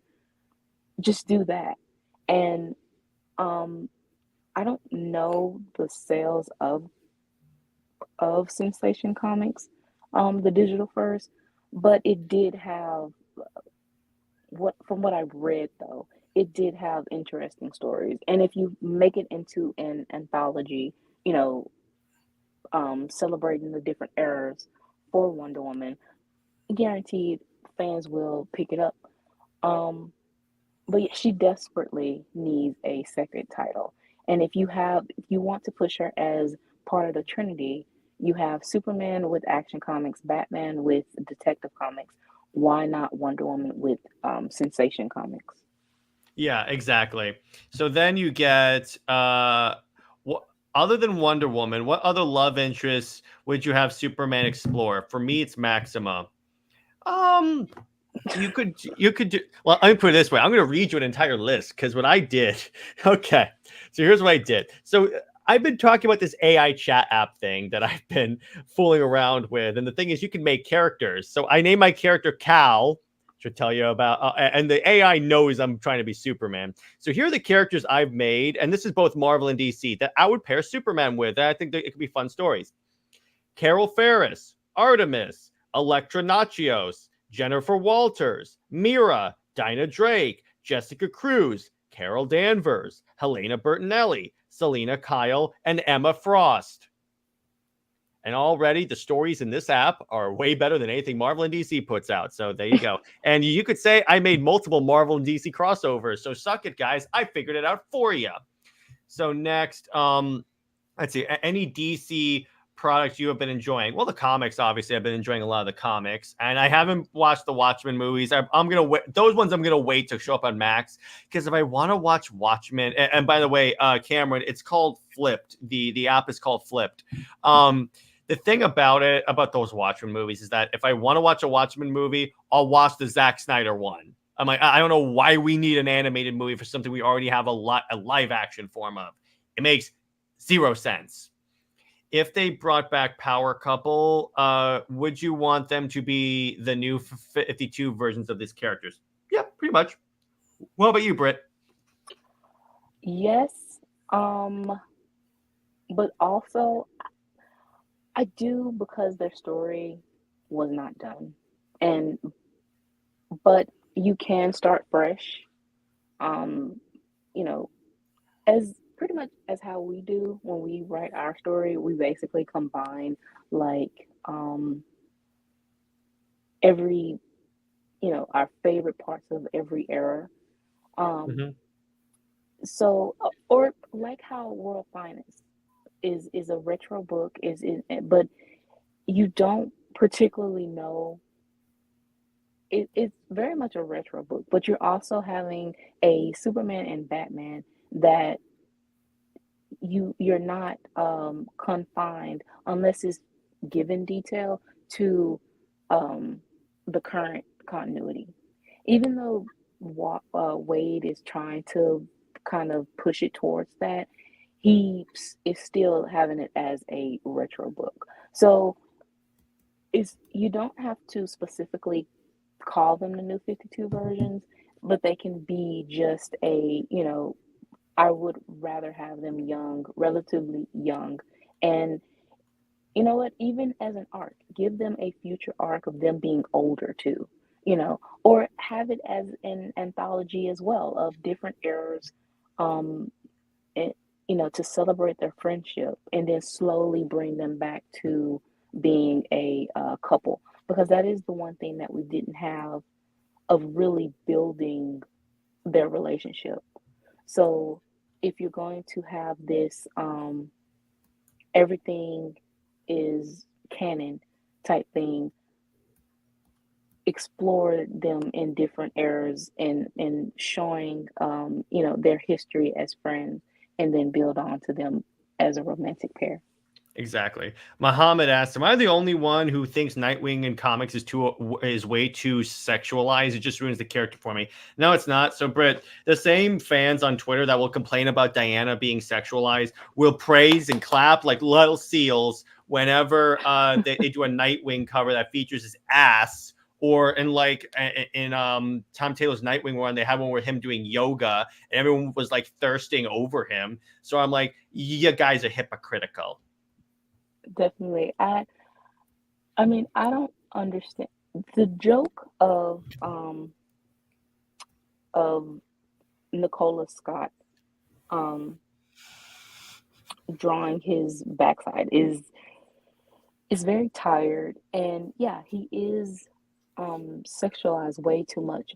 But I saw that it was a storyline that he was actually assaulted. So Oh you are God. you Oh are God. sexualizing an assault victim, it just makes it much worse. I'm really glad I didn't read that book. It's just way too much. It's also the reason why I stopped watching the Harley Quinn show, because they did a Nightwing death and his casket has an ass like imprint that like sticks out of it. I'm like, no, I'm done with that stupid show. Atchison says, question, do you think DC will ever bring back an ongoing Aquaman book, or is he just dead in the water for good? First off, that's a good pun. And second off, I wish they would, because Aquaman has some of the best books. But the problem is, so Brit, here's a fun fact about JHEAT and I. Do you know why? So do you know how the New Direction verse started? Part of it. You have not. So explain it to me. So JHEAT and I had this idea for a stream. What if He Who Must Not Be Named never came to DC? And what's kind of funny about that, when you actually think about it, the second and third order he's like a nuclear bomb. He hits and it destroys everything, but then there's like radiation and all that stuff. So he brought in a writer named Kelly Sue DeConnick. She's the one who ruined Captain Marvel / Ms. Marvel, the character that's basically DC's Wonder Woman that I told you about. And she created, she took over the Aquaman book and freaking tanked it. In other words, here's the thing, Brit, this mirrors Superman, Wonder Woman so well. You had the Dan Abnett run for Aquaman and Rebirth, and it was stupendous. This is the one Rebirth book where I would say you need to read specifically, because it deals with Aquaman and Mara's character so well. So what happened was that run is going great. Then he's kicked off the book, and then Kelly Sue DeConnick comes on and basically destroys it all. And they haven't had an Aquaman book since. A main title. They tried to bring it back, and they had the stupid idea of having Aquaman and Aqualad share the title of Aquaman, and it was called the Aquamen. And Brit, you know my policy about sharing mantles, right? Yeah. It's don't do it. So basically, He Who Must Not Be Named is by the transitive property responsible for tanking Aquaman as well as Superman. That's the funny part. And then obviously the other story is that led to us having the conversation. So this was popular. Let's do another what if. What if New 52 Superman never died? That's the only change between the mainline New 52 and us. What if that event didn't happen? And we respect. So post-crisis Clark is still there. John is still there. Lois is still there. And also the New 52 versions, and then we have like a lot of other really cool stuff. So that's how that actually happened. Tevia says, do you think DC would bring back Hunter Prince from Justice League Rebirth? I don't want them to bring back the son of Wonder Woman that was assaulted by a dark entity and then committed suicide. Nah. Right. So, question, would you say Wonder Woman's Jason Fabok costume is underrated and low-key looks better than the Rebirth one? Yes. All right, so I'm going to show an image of this. So, Britt, this is what they're talking about by the Jason Fabok Wonder Woman, the one she wore in Darkseid wore. Wonder Woman, because he that was like the armor that she wore when he essentially auditioned to work for DC. So I'm just pulling up the good image of it. Okay, so here's the costume, Britt, and you tell me, what do you think of this armor look for Wonder Woman? Because I want them to bring this back. Oh yeah. Yep, that was that costume. I freaking love it. Yeah, I mean, I don't know her costume now. I guess different artist, they don't know whether her battle skirt, I guess, should be long or short. Mm-hmm. I guess they wanted to move away from like the DC EU synergy, so she doesn't have like the brown strap anymore. Mm-hmm. And of course they're not going to give her the bathing suit leotard type thing anymore. So, and I guess the gold is all right, but I do, for some reason, prefer the silver. Mm-hmm. Yeah. The silver looks more unique, I think. Yeah. Exactly. And let's see what's going on. We'll do a couple more questions, then we'll wrap it up. Do you agree that Batman should always have stubble? Yes, I do agree. How about you guys? Batman with a bat stubble or a bat beard? Stubble for Bruce, and then the super beard for Clark. Yes, I do want a beard. So, JHEAT, how about you? For me, it depends on the story because True. I feel like that's a safe way to go about it. Mm-hmm. Question: what Ultimate Marvel books have you guys been enjoying, and would you do a crossover with DC Absolute? You're in charge of either universe. First off, I wouldn't do a crossover with DC Absolute until I know if DC Absolute is any good or not. I'm not just going to do it because, hey, you have an Ultimate Universe, let's cross them over. Second off, I've been enjoying Ultimate Spider-Man, Ultimate, and pretty much just Ultimates. That's really it. How about you, JHEAT? Me, I would try to avoid it. Test let it be a standalone thing, test the waters a bit, and see where it goes. I feel like that's the safest option. Yeah. And essentially what Marvel did is they brought back... So essentially the Marvel Universe is their new 52, except they did it without doing a reboot. They just made it a separate continuity. And it lasted for over 10 years. Yeah, that's pretty much what DC wants for the Absolute Universe. Scott Snyder has said... Okay, the only thing I don't like about the Absolute Universe is that it's dark side energy, so it's pretty much a dark universe.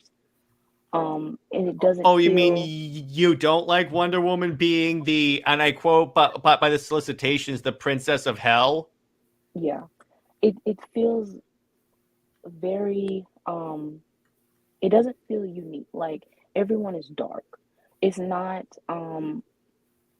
It's in uniformed, just like main continuity. They have their dark ways, but it feels very safe though. It feels like they want safe sunshine, but with this universe, it's darkness, and they don't have.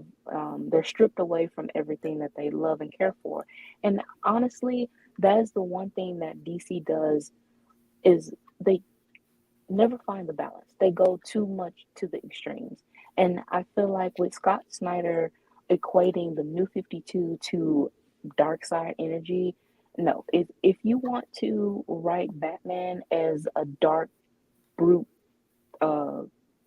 Miller's Batman 2.0, with some horror mixed in it, by all means do so. But to have all the other characters as dark and stripped away of everything, that's just not the way to go. It can be an interesting story, but what I thought Absolute would pretty much celebrate the characters and the way of who they originally were. You can have different changes. To make it unique, but at the same time, this is just going way too extreme. As far as the crossover of Absolute and the main universe, Scott did say that they won't have that for a very long time. But again, we don't. So it's not a universe, in other words. Yeah, he said that even the characters themselves in Absolute, even they won't meet yet until sometime like later. So yeah, it really depends on how well it does. I don't really see it lasting except for his Batman book, but we'll see. Yeah. And by Muhammad, we answered those questions earlier in the stream, so please refer to that. Question for Brit. If the Absolute Universe has Wonder Woman and Superman as a couple, do you think it will succeed? I mean, they're dark and edgy. I don't know. We'll certainly honestly, see. I don't. It depends on the story, who's writing, and if they can make it compelling. Yeah, we will have to see on that. I really don't have an opinion for that. Yeah, and then I think that's a good place to leave it. So JHEAT, you made an entire 3 hours and 19 minutes. Great job, brother. This is an endurance game for you. No problem. I'm just glad to be here. All right. So yeah, let's wrap this up. So actually, JHEAT, let the kind people at home know where they can find you and what you got coming out on your channel. As for me, you can find me on JHEAT75, JHEAT75 on Twitter or X, JHEAT751 on Twitch, where I mostly do prep and live stream my gaming content before it ends up on YouTube, and JHEAT Blaze on YouTube. Stay tuned for my second video of Mass Effect, because I decided to do a 2-in-1 this week. My Decamu and hopefully my Damian Wayne retrospective as well. I want to get them out on the same day, but more than likely it won't. And some more content coming up on the channel. And one last thing, if y'all can give me the 300 before the end, I'm at 267 right now, but if y'all can give me the 300 before the end of the year, I will review both seasons of Velma live. Oh God, you poor soul. Oh Lord, not you that show. Yes, even Brit knows that's a bad idea, but great job. Great job. So, and Brit, do you have any stories you want to tease us with? Okay, so Athens chapter 4 is finally going up this sometime. And of course, Jerry, you are getting exclusives of my new one shot that is on my mind right now. I told you about earlier. Mm-hmm. Other one shots that are being edited and will be also posted, and we have our shelter chapter 2. So yeah, within the next 2 weeks, more updates finally. And also I want to thank, I think it was I'm sorry. I know who you're talking about. I know who you're talking about. Yeah. I can get the account name from our chat with JHEAT. It is, we want to shout out. Hang on. We want to shout out. What's the name? I should have prepared this better, but all right. Okay. So Superman, Wonder Woman Forever. Yes. Okay. So a lot of times, you know, as Superman and Wonder Woman fans, we are downed, and it just feels like some of us. Oh, okay. He had to go. All right, go ahead. Okay.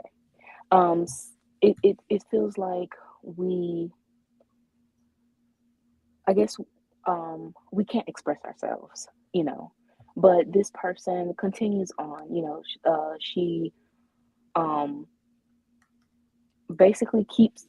She will call out, you know, the negativity, but at the same time she'll keep going. So we need more fans like that you don't have to feel ashamed to, you know, ship fictional characters. It's fiction. You know, you can be creative with the fiction. It's not real people. So, you know, for her to continue on with her creativeness and stuff, you know, I want her to continue on without feeling you know, any shame or feel influenced that she has to stop because of the negative comments.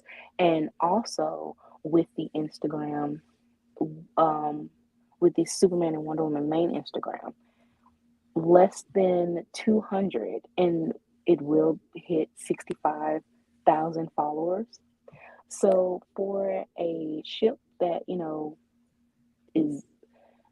would be called like blasphemous or something like that, taboo, to have that many genuine followers says a lot. Mm-hmm. Yeah, it's really great stuff, and it's a great community. And yeah, so it's just like I said, more trying to have time to update stories, and also speaking or meeting new fans, and, you know, just making them feel welcomed. Mm-hmm. Yeah, exactly. So on that note, and by Muhammad again, we answered your question early in the stream, so please refer to that. So stay heroic, everyone. Remember, as I say always, Lois Lane is Lois Lane. She belongs to General Zod. Zoe is the Maxibat for life. I will see you later.